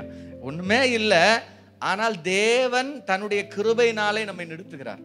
அதான் நான் சொல்லுவேன், ஒன்றுமில்லாமையிலிருந்து, வெறுமையிலிருந்து தேவன் சகலத்தையும் உருவாக்குகிறவராக இருக்கிறார். நம்ம அவருக்கு எவனையும் மேன்மைப்படுத்த அவரால் ஆகும் என்று வேதம் சொல்லுகிறது. நமக்கு ஒண்ணுமே இல்லை அப்படின்னு நம்ம நினைக்கலாம், நமக்கு எந்த திறமையும் இல்லை நம்ம நினைக்கலாம், ஆனால் எல்லாவற்றையும் உண்டாக்குகிறவர் நம்முடைய தேவனாகிய கர்த்தர். எனக்கு எல்லாமே வேதம் மட்டும்தான், என்னுடைய கைடன்ஸ் பூரா பைபிள் தான். சிறு வயதிலிருந்து நான் நேசித்து வாசித்து தான் என்னுடைய வாழ்க்கையில நான் ஒவ்வொரு விஷயங்களையும் கற்றுக்கொண்டேன். இன்னைக்கு என்னை எவ்வளோ பெரிய இடங்களுக்கு கொண்டு போய் நிறுத்தும் போதும் இந்த வேத வசனங்கள் தான் என்னை நடத்துகிறது. இந்த தேவனுடைய வார்த்தைகள் தான் நம்மை கரம் பிடித்த தடமாறும் போது, தள்ளாடும் போது கூட வழி இன்னது என்று நம்மை காட்டி கொடுக்கிற தேவன். நம்ம எங்கெங்கெல்லாம் தவறும் போதும் அந்த வசனங்கள் நம்மை வழிநடத்துகிறது, தேவனுடைய வார்த்தைகள் நம்மை வழிநடத்துகிறது. அப்படிப்பட்ட அற்புதமான தேவனை நாம் ஆராதிக்கிறோம் அப்படிங்கிறத நான் உங்களுக்கு சொல்லிக்கொள்ள விரும்புகிறேன். தேவனை நீங்கள் ஏற்றுக்கொள்ளும் போது, இயேசுவை அறிந்து கொள்ளும் போது அவர் உங்களை அற்புதமாக விடுவிக்கிறவர். நீங்க என்ன பிரச்சனையில இருந்தாலும், போராட்டங்கள்ல இருந்தாலும், நீங்க விரும்பி நீங்க கேட்கும் போது உங்களுடைய வாழ்க்கையில அற்புதங்களை செய்யக்கூடியவர், அதிசயங்களை செய்யக்கூடிய. ஒருவேளை கைவிடப்பட்ட சூழல்ல இருக்கலாம், யார் நமக்கு உதவி செய்ய முடியும், யார்கிட்ட போய் சொல்ல முடியும்? என்னுடைய நிலைமை அப்படிப்பட்ட நிலைமை வந்திருக்கு, யார்கிட்டயுமே ஷேர் பண்ண முடியாது. எங்க போய் சொல்ல முடியும் சொல்லுங்க? நான் சொன்னா அவங்களுக்கு பிபி வந்துடும், நம்ம பிரச்சனையை சொன்னா, ஏன்னா அந்த அளவுக்கு உச்சக்கட்ட பிரச்சனை. ஆனா நீங்க சொல்ல மாட்டீங்க, சொன்னா நம்ப மாட்டீங்க, தேவன் நம்மோடு கூட இருந்து செய்கிற காரியம் பயங்கரமாக இருக்கும். அல்லேலூயா. வேதம் அழகா சொல்லுது, நான் உன்னை விட்டு விலகுவதும் இல்லை, உன்னை கைவிடுவதும் இல்லை. போராட்டமான சூழ்நிலைகள், பிரச்சனையான ஒரு மனுஷங்கிட்ட என்னால ஷேர் பண்ண முடியாது. கடவுளுடைய சமூகத்துல மட்டும்தான் விழுந்து கிடந்தேன். ஆண்டவரே என்ன செய்யுதுன்னு தெரியல, என்னை விடுவீங்கப்பா, இந்த சூழ்நிலையில இருந்து என்னை வெளியே கொண்டு வாங்க, இந்த பிரச்சனையில இருந்து என்னை வெளியே கொண்டு வாங்க, உமக்கு சாட்சியா நிற்பேன். நான் இந்த 2016க்கு பிறகு என்னுடைய வாழ்க்கை பலருடைய வாழ்க்கையை மாற்றி இருக்கிறது. அல்லேலூயா. பலருக்கு ஆசீர்வாதமாக என்னை வைத்திருக்கிறார். என்ன காரணம் அப்படின்னா, அந்த சூழ்நிலையிலிருந்து தேவன் என்னை விடுவிக்க வல்லவராக இருக்கிறார். என்ன தாழ்மையிலிருந்து என்னை உயர்த்தினார். அது ஆச்சரியமான விஷயம். ஆண்டவர் என்கிட்ட பேசினார். என்ன அப்படின்னு கேட்டீங்கன்னா, ஏசாயா தீர்க்கதரிசி புத்தகம் 43:19-18 இதோ நான் புதிய காரியங்களை செய்கிறேன். அதுல ஒரு வசனம் சொல்ல, முந்தினவைகளை நினைக்க வேண்டாம், பூர்வமானவைகளை சிந்திக்க வேண்டாம், இதோ நான் புதிய காரியங்களை உங்களுக்கு செய்கிறேன் அப்படின்னு சொல்லியிருந்தார். அந்த வசனத்தோட அர்த்தத்தை 2015ஆவது ஆண்டுல நான் அதை பற்றி படிக்கும் போது எனக்கு அதை தெளிவுபடுத்தினார். என்ன அப்படின்னா, நீ எகிப்து தேசத்திலிருந்து, அடிமைத்தனத்திலிருந்து உன்னை நான் விடுதலை பண்ணி கொண்டு வர போகிறேன். அடிமைத்தனத்திலிருந்து நீ விடுவிக்கப்பட போகிறாய். விடுவிக்கப்பட்டு கொண்டு வந்திருக்கிற அந்த விடுதலை தான் இது வரைக்கும் நான் செஞ்சிருக்கிற விடுதலை நீ நினைச்சிட்டு இருக்க. இல்ல, நீ பூமியின் கடையாந்திரங்களிலிருந்து உன்னை நான் திரும்ப அழைத்து கொண்டு வருவேன். பூமியின் கடையாந்திரங்களிலிருந்து உன்னை அழைத்து கொண்டு வரப்போகிறேன். அதைத்தான் ஆண்டவர் சொல்றார், நீ முந்தினவைகளை நினைக்க வேண்டாம், பூர்வமானவைகளை சிந்திக்க வேண்டாம், இதோ நான் புதிய காரியங்களை செய்கிறேன் அப்படிங்கிறார். புதிய காரியங்கள் மூலமாக நம்மை சந்திக்கிற தேவன். ஆண்டவர் எகிப்து தேசத்திலிருந்து மட்டும் ஜனங்கள் இஸ்ரவேலை அழைத்து கொண்டு வரவில்லை. அவர்கள் பாபிலோனால் சிதறடிக்கப்பட்டார்கள். அவர்கள் பாபிலோன் தேசத்தினால் சிதறடிக்கப்பட்டார்கள். மேதிய பெர்சிய ராஜாக்களால் சிதறடிக்கப்பட்ட போது சில நாடுகளில் பரம்பி இருந்தார்கள். அவர்களை அங்கிருந்து திரும்ப கூட்டிக் கொண்டு வந்தார். ஆனால் அதே ஜனங்களை பின்பும் பார்த்தீங்கன்னா அவர்கள் உலகமெங்கிலும் சிதறடிக்கப்பட்டார்கள். 1948 ஆண்டிலே தேவன் இஸ்ரேல் என்கிற ஒரு புதிய தேசத்தை உண்டாக்கி அந்த தேசத்திலே உலகம் முழுவதிலிருந்து ஜனங்களை கூட்டிக் கொண்டு சேர்த்தார் அந்த இஸ்ரவேல் ஜனங்க. அப்ப ஆண்டவர் வாக்கு பண்ணினவர், வாக்கு மாறாதவர். ஹல்லேலூயா. வாக்கு பண்ணினவர், வாக்கு மாறாதவர். ஒரே ஒரு விஷயத்தை சொல்ல முடிக்க போறேன். ஏன் வாக்கு பண்ணின வாக்கு மாறாதவர் அப்படிங்கிறத நான் சொல்ல பாருங்க. 94வது வருடம் நான் இந்த ஏரியாவுக்கு இந்த பிஸ்னஸ்குள்ளே போக சொல்லும்போது எனக்கு பிஸ்னஸ் நாலேஜ், எங்கள் அப்பா ஹோட்டல் பார்த்த நாலேஜ் தான், மற்றபடி எந்த நாலேஜும் கிடையாது. இந்த பிஸ்னஸ் சம்மந்தமே இல்லாத பிஸ்னஸ், அதுக்கு இதுக்கு சம்மந்தமே கிடையாது. அது டே டு டே பிஸ்னஸ். இது அப்படி கிடையாது. ஒரு பொருள் வாங்கணும், அதுக்கு பேர் எல்லாம் வேற, இப்படி பல பிரச்சனைகள். இந்த பிஸ்னஸ்குள்ளே போகும்போது எனக்கு பிஸ்னஸ் கொடுக்கறதுக்கும் ஆள் கிடையாது. ஏன்னா என்னை கூப்பிட்டு டம்மி பண்ணி வைக்கிறது தான் ஆட்கள். அப்போ அந்த மாதிரி சூழல் நான் போகிற நேரத்தில் அவர் என் ஓனரே ரொம்ப கஷ்டப்பட்ட நிலைமையில் இருக்கார். போகும்போது ஒரு அடையாளம் கேட்டேன், ஆண்டவரே நான் என்ன செய்யணும், எனக்கு வாக்கு கொடுங்க அப்படின்னும் போது ஆண்டவர் ஒரு வார்த்தை கொடுத்தார், உன்னை கிறிஸ்துவுக்குள் வெற்றி சிறக்க பண்ணி அப்படிங்கிற ஒரு வார்த்தை தான். கிறிஸ்துவுக்குள் வெற்றி சிறக்க பண்ணி, கிறிஸ்துவுக்குள் வெற்றி சிறக்க பண்ணி அப்படிங்கிற வாக்கு தத்துவத்தை பெற்றுக்கொண்டேன். அந்த வாக்கு தத்துவத்தை பிடித்து ஜெபிக்க ஆரம்பிச்சேன். நான் போன இடங்களில் எல்லாம் தேவன் எனக்கு நிச்சயமாக வெற்றி கொடுக்கிறவராகவே இருந்தார். எத்தனையோ பேர் எதிர்த்து நின்னாங்க, எத்தனையோ பேர் எதிராக வந்தார்கள். ஆனா எல்லா இடங்களிலும் தேவன் என்னை ஆச்சரியமாக நடத்தினார். ஒரு குறிப்பிட்ட காலம் 15 ஆண்டுகளுக்கு பிறகுதான் நான் சொன்ன பிரச்சனை வந்துச்சு. 2016வது வருடம் டிசம்பர் மாதம் இந்த பிரச்சனை வருது. உச்சகட்ட நிலைமை, டிமான்ஸ்ட்ரேஷன் டைம் முடிஞ்சிருச்சு. அப்ப நான் ஆண்டவர்கிட்ட சொல்றேன், ஆண்டவரே நீங்க உச்சத்துக்கு கொண்டு போயிட்டீங்க, உயரத்துல வச்சிங்க, வெற்றி சிறக்க பண்ணுங்கிற வாக்கு தத்துவம் முடிஞ்சு போச்சு போல. எப்படி வாக்கு தத்துவம் நிறைவேறிடுச்சு. நீ நாளையில இருந்து என்கிட்ட ஒண்ணுமே கிடையாது, நான் ஜீரோ மட்டும் இல்லை, நான் மைனஸ், என்கிட்ட ஒண்ணுமே இல்லை, நான் முடிஞ்சிருச்சு, என்னோட லைஃப் அவ்வளவுதான். ஆனா உங்க மேல எனக்கு நம்பிக்கை இருக்கு, நான் என்ன ஆக மாட்டேன், ஜீவனோடு இருந்து நான் நிச்சயமா நிற்பேன். ஆனா நான் எனக்குள்ள இருந்த ஒரு இது என்னன்னா, உங்களோட வாக்கு தத்துவம் நிறைவேறிடுச்சு போல, முடிஞ்சிருச்சு போல அப்படின்னு எனக்குள்ள அப்படி ஒரு எண்ணம். ஏன்னா நாளையில இருந்து நம்மகிட்ட ஒண்ணுமே இல்லையே, ஜீரோ ஆச்சே. ஜனவரி 1ஆம் தேதி தொடங்கும் போது நான் ஒண்ணுமே இல்லை அப்படிங்கிறது என்னுடைய சூழல். ஜனவரி 3ஆம் தேதி 4ஆம் தேதி ஒரு ஞாயிற்றுக்கிழமை வருது. அதுக்கு பிறகு ஜனவரி 9ஆம் தேதி ஒரு சண்டே. அந்த சண்டே நான் 8ஆம் தேதி ஒரு சண்டே வருது. 8ஆம் தேதி நான் ஊர்ல இல்லை, வேற ஊர்ல இருக்கேன். அங்க ஒரு சர்ச்சில் அட்டென்ட் பண்ணிட்டு வந்துட்டேன். 16ஆம் தேதி நான் ஒரு சபைக்கு போகும்போது ஆண்டவர் சொன்னாரு, போய் உட்கார்ந்தோடனே உன்னுடைய கண்களை ஏறெடுத்து பாரு அப்படின்னு. எனக்குள்ள நான் முன்னாடி பார்க்கல, ஏன்னா நான் ரொம்ப ஒரு அவமானத்தோட ஒரு நிந்தையோடு உட்கார்ந்துருக்கேன்.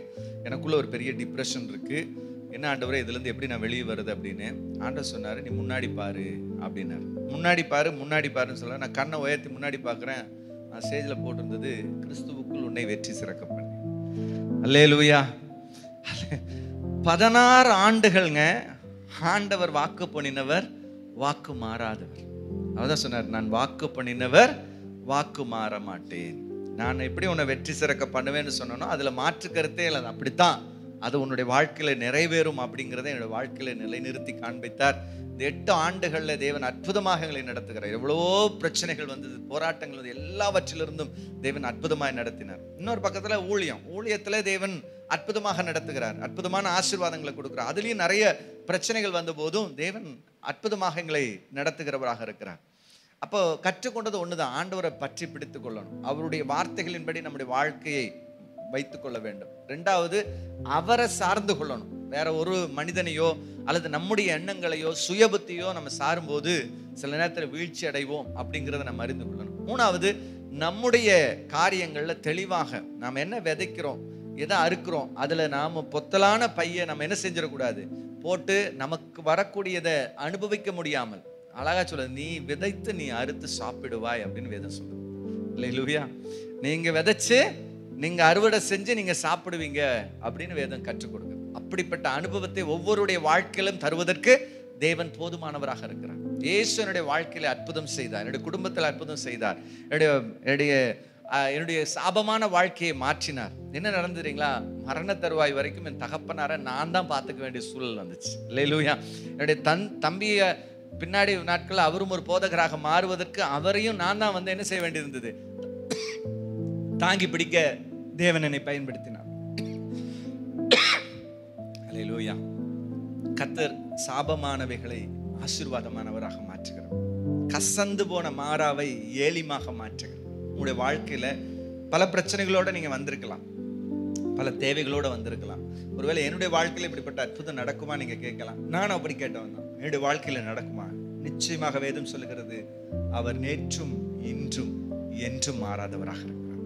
இன்றைக்கும் அற்புதம் செய்கிற தேவனாக இருக்கிறார்.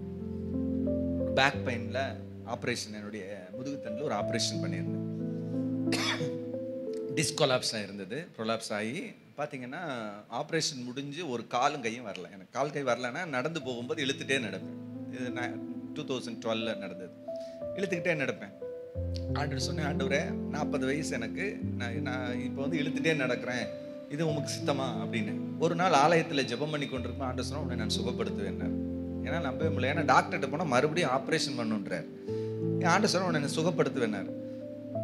என் பக்கத்தில் நண்பர்கிட்ட சொன்னேன், ஆண்டவர் என்னை சுகப்படுத்துவேன்னு சொல்கிறாரு, எனக்கு ஏதோ அற்புத சுகம் கிடைச்ச மாதிரி நான் ஃபீல் பண்ணுறேன்னு. அதுக்கப்புறம் நான் அந்த மாதிரி நடக்கவே இல்லை. நான் நல்லா நடக்க ஆரம்பித்து விட்டேன். அல்லேலூயா. ஆனால் எனக்குள்ள வலி இருந்துகிட்டே இருந்தது. டிஸ்கில் வலி இருந்துகிட்டே இருந்தது. நான் பாருங்கள் எவ்வளோ அற்புதங்களை தேவன் இன்றைக்கும் செய்கிறாருன்னு நான் சொல்ல பாருங்கள். டிஸ்கில் வலி இருந்துகிட்டே இருந்தது. என்னால் காலையில் நேரத்தில் எழுந்து நிமிர்ந்து நிற்க முடியல. ரொம்ப கஷ்டப்படுவேன். ஆண்டவரே என்னால் நிமிர்ந்து நிற்க முடியல, ரொம்ப கஷ்டமாக இருக்குது. பல போராட்டங்கள், ட்ராவல் பண்ணி போயிட்டு வருவேன், மினிஸ்ட்ரிக்கு அங்கேயும் போயிட்டு வருவேன். என்னால் நிமிர்ந்து நிற்க முடியல, ரொம்ப கஷ்டமாக இருக்குது, என்ன பண்ணுறதுன்னு தெரிலன்னு ஜோம் பண்ணிக்கிட்டே இருந்தால், போன ஜூன் மாதத்தில் பார்த்தீங்கன்னா 2ஆம் தேதி ஒரு நாள் 2 வீலரில் கிராஸ் ஆகிறேன், ஒரு வண்டி வந்து அடிச்சிச்சு, அடித்து தூக்கி போட்டுச்சு. இப்போ நான் சொன்னேன், ஆண்டவரே நான் ஏற்கனவே பிரச்சனையான ஆள், இதில் வேற இப்படி தூக்கி என்ன வீசிருச்சுன்னா பார்த்தா இங்கே ஃப்ராக்சரு, ஒரு மார்பு எலும்பு ஃப்ராக்சர் ஆயிடுச்சு. என்ன ஆண்டவர் இப்படி ஆகிப்போச்சு அப்படின்ட்டு, சரி ஆண்டவர் நல்லவர், ஒரு 10 நாள் ரெஸ்ட்டில் இருந்து அப்படியே ஒரு 20-25 நாள், ஒரு மாதம் ரெஸ்ட்டில் இருங்க சரியாயிருந்தாங்க. நான் இருந்தேன். ஆனால் ஒரு மாதம் கழிஞ்சதுக்கு அப்புறம் தான் எனக்கு தெரிஞ்சது நான் சாதாரணமாக மாறிட்டேன். என்னன்னு பார்த்தா எனக்கு பேக் பெயின் போயிடுச்சு. அல்லேலூயா. பேக் பெயினே இல்லைங்க. அதுக்காக நான் விழுகணும்னு சொல்லலை. கர்த்தர் நம்முடைய வாழ்க்கையில எதை செய்தாலும் அது நம்முடைய வாழ்க்கையில நன்மையாக மாற்றுகிறவராக இருக்கிறார். போராட்டம் தான், பிரச்சனை தான், ஆனால் நம்முடைய வாழ்க்கையில அதை நன்மையாக மாற்றுகிறோம். இன்னைக்கு ஒரு ஆண்டுக்கு இன்னைக்கு பார்த்தீங்கன்னா 1 வருஷம் முடிஞ்சிச்சு, ஆனிவர்சரி கொண்டாடலாம். ஆண்டவர் அற்புதமாக என்னை வைத்திருக்கிறார். அல்லேலூயா. ஏன் சொல்லணும்னா இன்னைக்கும் பல அனுபவங்கள், பல சாட்சிகள், கற்றுக்கொண்ட வேண்டியதான அநேக காரியங்கள் இருக்கிறது. அதுக்காக கர்த்தரை துதிக்கிறேன். இன்டெகிரிட்டி சொன்ன அந்த டாபிக்கில் ரொம்ப பிரயோஜனமாக இருந்துச்சு. உங்கள் வாழ்க்கையிலையும் இந்த காரியங்களை கடைப்பிடிங்க. நிச்சயமாக உங்கள் வாழ்க்கையில் எந்த சூழ்நிலையிலும் கர்த்தர் வெட்கப்படுத்த மாட்டார். சில நேரம் கஷ்டம் வந்தாலும், சில கடினமான பாதைகள் வழியாக வந்தாலும், நிச்சயமாக நீங்கள் அந்த உத்தமத்தில் நடந்தீங்கன்னா நிச்சயமாக ஆண்டவர் உங்களையும் ஆசீர்வதிப்பார், சந்ததியும் ஆசீர்வதிப்பார். எப்படிப்பட்ட சூழ்நிலையில் இருந்தாலும் ஆண்டவர் ரிவைவ் பண்ணி கொண்டு வர முடியும். ஸ்தோத்திரம். சில நேரம் நம்முடைய தவறுகள், சில நேரம் சுயமாக முடிவெடுத்திருந்தாலும் ஸ்தோத்திரம். இன்றைக்கி ஒருவேளை நெருக்கடிக்குள்ளே இருந்தாலும், உங்கள் நிலைமைகள் அப்படி யாராவது வந்திருந்தீங்கன்னா, இன்றைக்கி ஆண்டவர் உங்கள் வாழ்க்கையில் ஒரு அற்புதத்தை செய்வார். இன்றைக்கி அவங்க சொன்னது போல் ஒரு தீர்மானம் எடுங்க. சுயமாக தீர்மானம் எடுக்க மாட்டேன், கடன் வாங்க மாட்டேன், இப்படி நல்ல தீர்மானங்களை எடுங்க. ஆண்டவர் இன்றைக்கு உங்கள் வாழ்க்கையில் அற்புதம் செய்வார். ஒருவேளை புதிதாக வந்து இன்னும் இந்த ஆண்டவருக்கு உங்கள் வாழ்க்கையை கொடுக்காமல் இருந்திருந்தா, இன்னைக்கு இந்த இயேசுக்கு உங்கள் வாழ்க்கையை கொடுங்க. வாழ வைக்கும் தெய்வம் எப்படிப்பட்ட சூழ்நிலையில் உளையான சேற்றில் இருந்தாலும் நம்ம தூக்கி எடுக்க முடியும். அவர் தான் நம்ம உண்டாக்கினவர். நம் வாழ்க்கையில் தவறு செய்தபோது நமக்காக நாம் அடைய வேண்டியதான ஆக்கினை அவர் ஏற்றுக்கொண்டு தண்டனை அனுபவிச்சு இன்றைக்கி ஒரு பெரிய விடுதலையை அவர் தந்திருக்கிறார். புதுதாக வந்திருக்கிறவங்க இன்றைக்கி இந்த இயேசுக்கு உங்கள் வாழ்க்கையை கொடுத்து ஒரு புதிய துவக்கத்தை இந்த நாளில் நீங்கள் ஆரம்பிக்க ஆண்டவர் உதவி செய்வாராக. ஒவ்வொரு மாதமும் நமக்கு தொடர்ந்து நமக்கு இப்படிப்பட்டதான இந்த team business meet second Sunday இருக்கிறது. நீங்கள் அநேக புதிய ஆத்துமாக்களை அழைத்து வாருங்கள். நீங்கள் ரெகுலராக வாருங்க. ஸ்தோத்திரம். இன்னைக்கு நாளைக்கு ஸ்கூல் ஆரம்பிக்கிறதுனால கொஞ்சம் நிறைய பேர் அங்கே போயிட்டாங்கன்னு நினைக்கிறேன். இருந்தாலும் பரவாயில்ல, நீங்கள் தெரிந்து கொள்ளப்பட்டவர்கள் ஆசீர்வதிக்கப்படல. எத்தனை பேர் பிரயோஜனமாக இருந்துச்சு. ஸ்தோத்திரம். இது நம்ம இதில் வீடியோ அப்லோட் பண்ணுவோம். நீங்கள் இந்த சாட்சியை திரும்பவும் கேட்கலாம், மற்றவங்களுக்கு ஃபார்வேர்ட் பண்ணலாம். ஆண்டவர் இன்னும் அநேகருக்கு ஆசீர்வாதமாய் மாற்றுவோம். நம்ம சர்ச் குரூப்லேயும் போடுவோம். வராதவங்க அவங்க ஆசீர்வதிக்கப்படுவாங்க. கர்த்தர் ஒவ்வொரு ஆசீர்வதிப்பார். இன்றைக்கு இந்த இடத்துல வந்திருக்கிறதான ஒவ்வொருவரும் அப்படி உங்கள் இருதயத்தில் கை வைத்து ஸ்தோத்திரம். எல்லாரும் இந்த வேலையில் ஸ்தோத்திரம். ஒரே ஒரு நிமிடம். வாழ்க்கையில் எங்கே போகிறோன்னு தெரியல, என்ன நடக்குன்னு தெரியல, எல்லாம் எதிர்மறையாக நடந்து கொண்டு இருக்கு. இன்னும் இந்த இயேசுவுக்கு உங்கள் வாழ்க்கையை ஒப்பு கொடுக்கலன்னா, உங்கள் வாழ்க்கையை ஒப்பு கொடுத்து ஒரு புதிய துவக்கத்தை இன்னைக்கு ஆரம்பிக்க ஆண்டவர் உங்களுக்கு உதவி செய்வார். உங்கள் கடந்த காலத்தை எல்லாத்தையும் ஸ்தோத்திரம் ஆண்டவர் டிலீட் பண்ணி உங்கள் பாவங்கள், குறைகள், குற்றங்களை மன்னித்து ஒரு புதிய துவக்கத்தை தர்றதுக்கு வல்லமையுள்ள தேவன் என்று சொல்லி பார்க்குறோம். அதே போல் இன்று இந்த மாலை வேளையில் எல்லாரும் உங்களுடைய வாழ்க்கை ஆண்டவர் உங்களோட பேசியிருப்பா. என்னென்ன காரியங்கள் தவறு செய்தோம், என்னென்ன திருத்தணும், அதெல்லாம் இன்னைக்கு ஒரு தீர்மானமாக எடுங்க. கர்த்தர் உங்களை ஆசீர்வதிப்பார். நல்ல பிதாவை துதிக்கிறோம். இந்த இடத்துல வந்திருக்கிற எல்லாரையும் கர்த்தர் ஆசீர்வதியும் ஆண்டவரே. ஸ்தோத்திரப்பா. அவர்கள் செய்கிற தொழில், வியாபாரம் எல்லாவற்றையும் கர்த்தர் ஆசீர்வதிக்க நாங்கள் ஜெபிக்கிறோம். லீடர்ஷிப்பில் இருக்கிறவங்களுக்காக ஜெபம் பண்ணுறோம். அவங்களையும் கர்த்தர் ஆசீர்வதித்து உயர்த்த நாங்கள் ஜெபிக்கிறோம். கனப்படுத்தும், மேன்மைப்படுத்தும். தெய்வீக பாதுகாப்பு இருக்கட்டும், கிருபை இருக்கட்டும், சமூகம் இருக்கட்டும், ஆளுகை இருக்கட்டும் ஆண்டவரே. ஸ்தோத்திரப்பா. நம்ம துதிக்கிறோம். ஒருவேளை அவங்க திட்டம் பண்ணபடி காரியங்கள் நடைபெறாமல் சுயமாக முடிவெடுத்து சில காரியங்களை தோற்று போயிருந்தா, இன்னைக்கு அதெல்லாம் மாற்றிட்டு ஒரு புதிய துவக்கத்தை தாரும் ஆண்டவரே. இன்னைக்கு அவருடைய வாழ்க்கையை தொடர நாங்கள் ஜெபிக்கிறோம். உங்களுடைய வார்த்தையின்படி ஆண்டவரே ஒவ்வொரு காரியங்களை செய்ய கர்த்தர் உதவி செய்யணுமா ஜெபிக்கிறோம். கடனோட மிகுந்த நெருக்கடியோட யாராவது இருப்பார்கள் என்றால் இன்னைக்கு ஆண்டவரே ஸ்தோத்திரம், அவங்க குறைகள், அறியாமைகளை மன்னித்து திரும்ப ஒரு முறை ஆண்டவரே அவர்களுக்கு ஒரு ஆண்டவரே ஒரு புதிய வழியை தரங்க, அற்புதம் செய்யுங்க. குடும்பங்களில் போராட்டங்கள், பலகீனங்களோட சத்துருவின் போராட்டத்தோடு இருப்பாங்கன்னா இன்னைக்கு இந்த மாலை வேளையில் நம்முடைய வல்லமை இறங்கட்டும், தெய்வீக தொடுதல் உண்டாகட்டும், அற்புதம் நடைபெறட்டும். இயற்கைக்கு அப்பாற்பட்ட கிரியை நீங்கள் செய்ய நாங்கள் ஜெபிக்கிறோம்ப்பா. மனுஷங்களை நம்பி ஆண்டவரே ஸ்தோத்திர சுய பலத்தை நம்பி காரியங்களை செய்து தோற்று போயிருந்தா இன்னைக்கு அதெல்லாம் மாற நாங்கள் ஜெபிக்கிறோம். உண்மையை நம்ப, உண்மையை சார்ந்து கொள்ள, நம்முடைய வார்த்தையின்படி வாழ ஆண்டவரே ஒவ்வொரு காரியத்திற்கும் ஒத்தாசை உம்மை நோக்கி பார்க்க உதவிச்சு இறங்கும், அற்புதம் செய்யும், உம்முடைய நாமத்தை மகிமைப்படுத்தும், உம்முடைய வல்லமை வெளிப்படுத்தும் ஆண்டவரே. எல்லாரையும் தூக்கி எடுக்க நாங்கள் ஜெபிக்கிறோம். ஆசீர்வதியும் ஆண்டவரே. இந்த பிரின்சிபலை கடைபிடித்து ஆண்டவரே ஸ்தோத்திர எல்லாரும் எல்லா இடங்களிலும் வெற்றி சிறக்க பண்ணும், நன்மையாய் மாற்றும், அனுகூலமாய் கிரீச்சு புதிய வழிகளை திறக்க நாங்கள் ஜெபிக்கிறோம். தேவ கரம் இருக்கட்டும், சமூகம் இருக்கட்டும், பாதுகாப்பு இருக்கட்டும். ஆண்டவர் பலத்த கிரியில செய்வீரா. அவளுடைய தொழில் வியாபாரங்களில், அவங்களுடைய கையின் பிரயாசங்களில் பெரிய மாற்றம் உண்டாகட்டும். தேவ ராஜ்யத்துக்கு ஆசீர்வாதமாக நம்முடைய பிள்ளைகள் மாற நாங்கள் ஜெபிக்கிறோப்பா. புதிதாய் வந்தவர்களையும் கர்த்தர் ஆசீர்வதித்து தொடர்ந்து ஆண்டவரை இந்த ஆலயத்தில் அவர்கள் ஸ்தோத்திரம் ஆண்டவரை கர்த்தருக்குள் வளரவும் தேவ திட்டத்தை அறிந்து செயல்படவும் கர்த்தர் உதவி செய்யுமா ஜெபிக்கிறோம். ஆண்டவரே நம்முடைய மகன் சாட்சி சொல்லும்போது தன்னுடைய வேலையை பகுதி நேரமாகவும் உம்முடைய ஊழியத்தை முழு நேரமாகவும் செய்வதற்கு கிருபை கொடுத்தீங்களா ஆண்டவரே. இந்த இடத்தில் வந்திருக்கிற ஒவ்வொரு ஆண்டவரே ஸ்தோத்திரம். ஒரு வேளை ஆண்டவரே தங்களுடைய வேலை, தங்களுடைய நேரம், தங்களுடைய நலன் இதையே முக்கியப்படுத்தி காரியங்களை செய்து கொண்டிருந்தா இன்னைக்கு நாங்கள் ஆண்டவரே ஸ்தோத்திரம் கிங்டம், உம்முடைய ராஜ்யம், உம்முடைய நோக்கம், உம்முடைய மகிமை, உம்முடைய விருப்பம் மக்காக எதையாவது செய்ய எங்களுக்கு உதவி செய்யுங்கப்பா.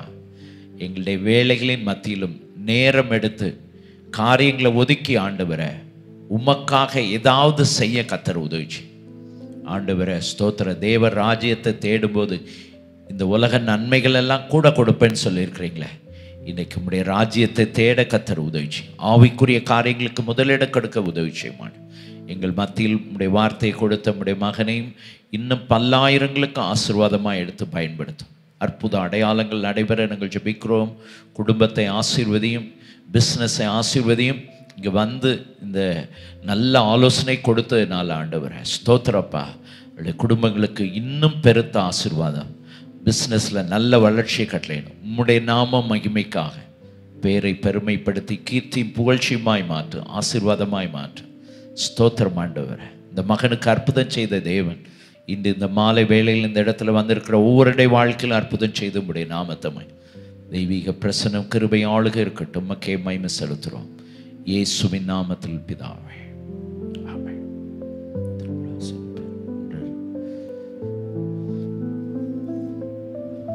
இன்றைக்கு வந்திருக்கிறதான கெஸ்ட்டை கனப்படுத்துறதுக்காக பிரம்மாத்தி அவர்கள் இருக்கிறார்கள். இயேசுவின் நாமத்தில் அன்போடு வரவேற்கிறேன்.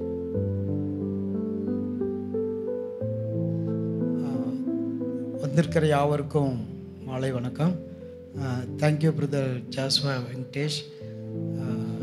அவர் தன்னுடைய சாட்சியை பகிர்ந்து கொள்ளும்போது சொல்லியிருந்தார், மிகவும் பக்தி வைராக்கியமுள்ள குடும்பத்தில் இருந்த அவரை ஆண்டவர் தமக்கென்று தெரிந்து கொண்டார்.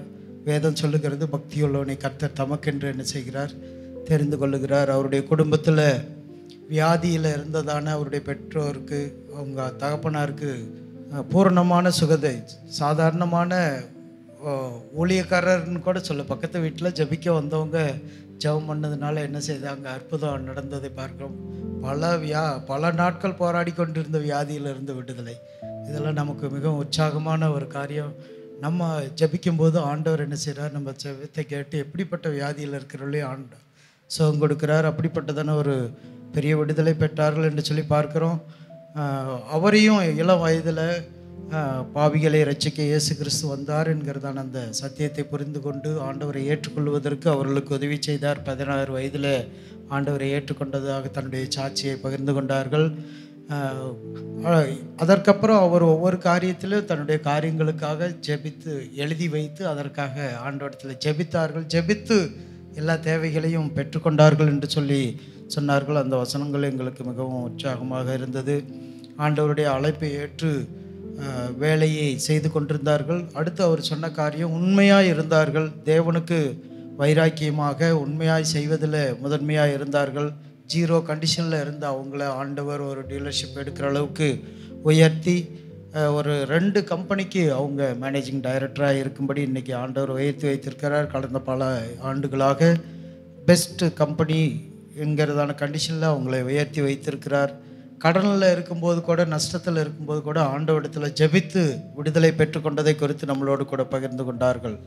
அதோடு கூட அவர் சொல்லும்போது சொன்னார், சேற்றிலிருந்து ஆண்டவர் தூக்கி அவங்கள என்ன செய்தார், பிளாட்ஃபார்மில் தங்கியிருந்ததான அவங்க அந்த குடும்பத்தை ஆண்டவர் நம்பி வந்ததுனால அவங்கள இன்றைக்கி ஆண்டவர் கல்மலையின் உச்சியில் வைத்து மகிமைப்படுத்தி வருகிறார். 16 ஆண்டுகளாக வாக்கு பண்ணினதை நிறைவேற்றுகிறதான தேவன் நம்முடைய வாழ்க்கையிலும் அப்படிப்பட்டதான அற்புதங்களை செய்வார். நம்முடைய வாழ்க்கையில் எப்படிப்பட்டதான சூழ்நிலையாக இருந்தாலும் ஆண்டவரை நம்பி இருந்தால் ஆண்டவர் என்னது விடுதலை தருவார் என்கிறதான சாட்சியுள்ள ஒரு நபரை நமக்கு ஆண்டவர் இந்த நாளில் கொண்டு வந்திருக்கிறார். அவருடைய சாட்சிகள், அவருடைய வார்த்தைகள் நமக்கு மிகவும் பிரயோஜனமாக இருந்திருக்கும் என்று சொல்லி நான் எல்லாரையும் நம்புகிறேன். நீங்கள் அப்படி நம்புகிறீங்களா?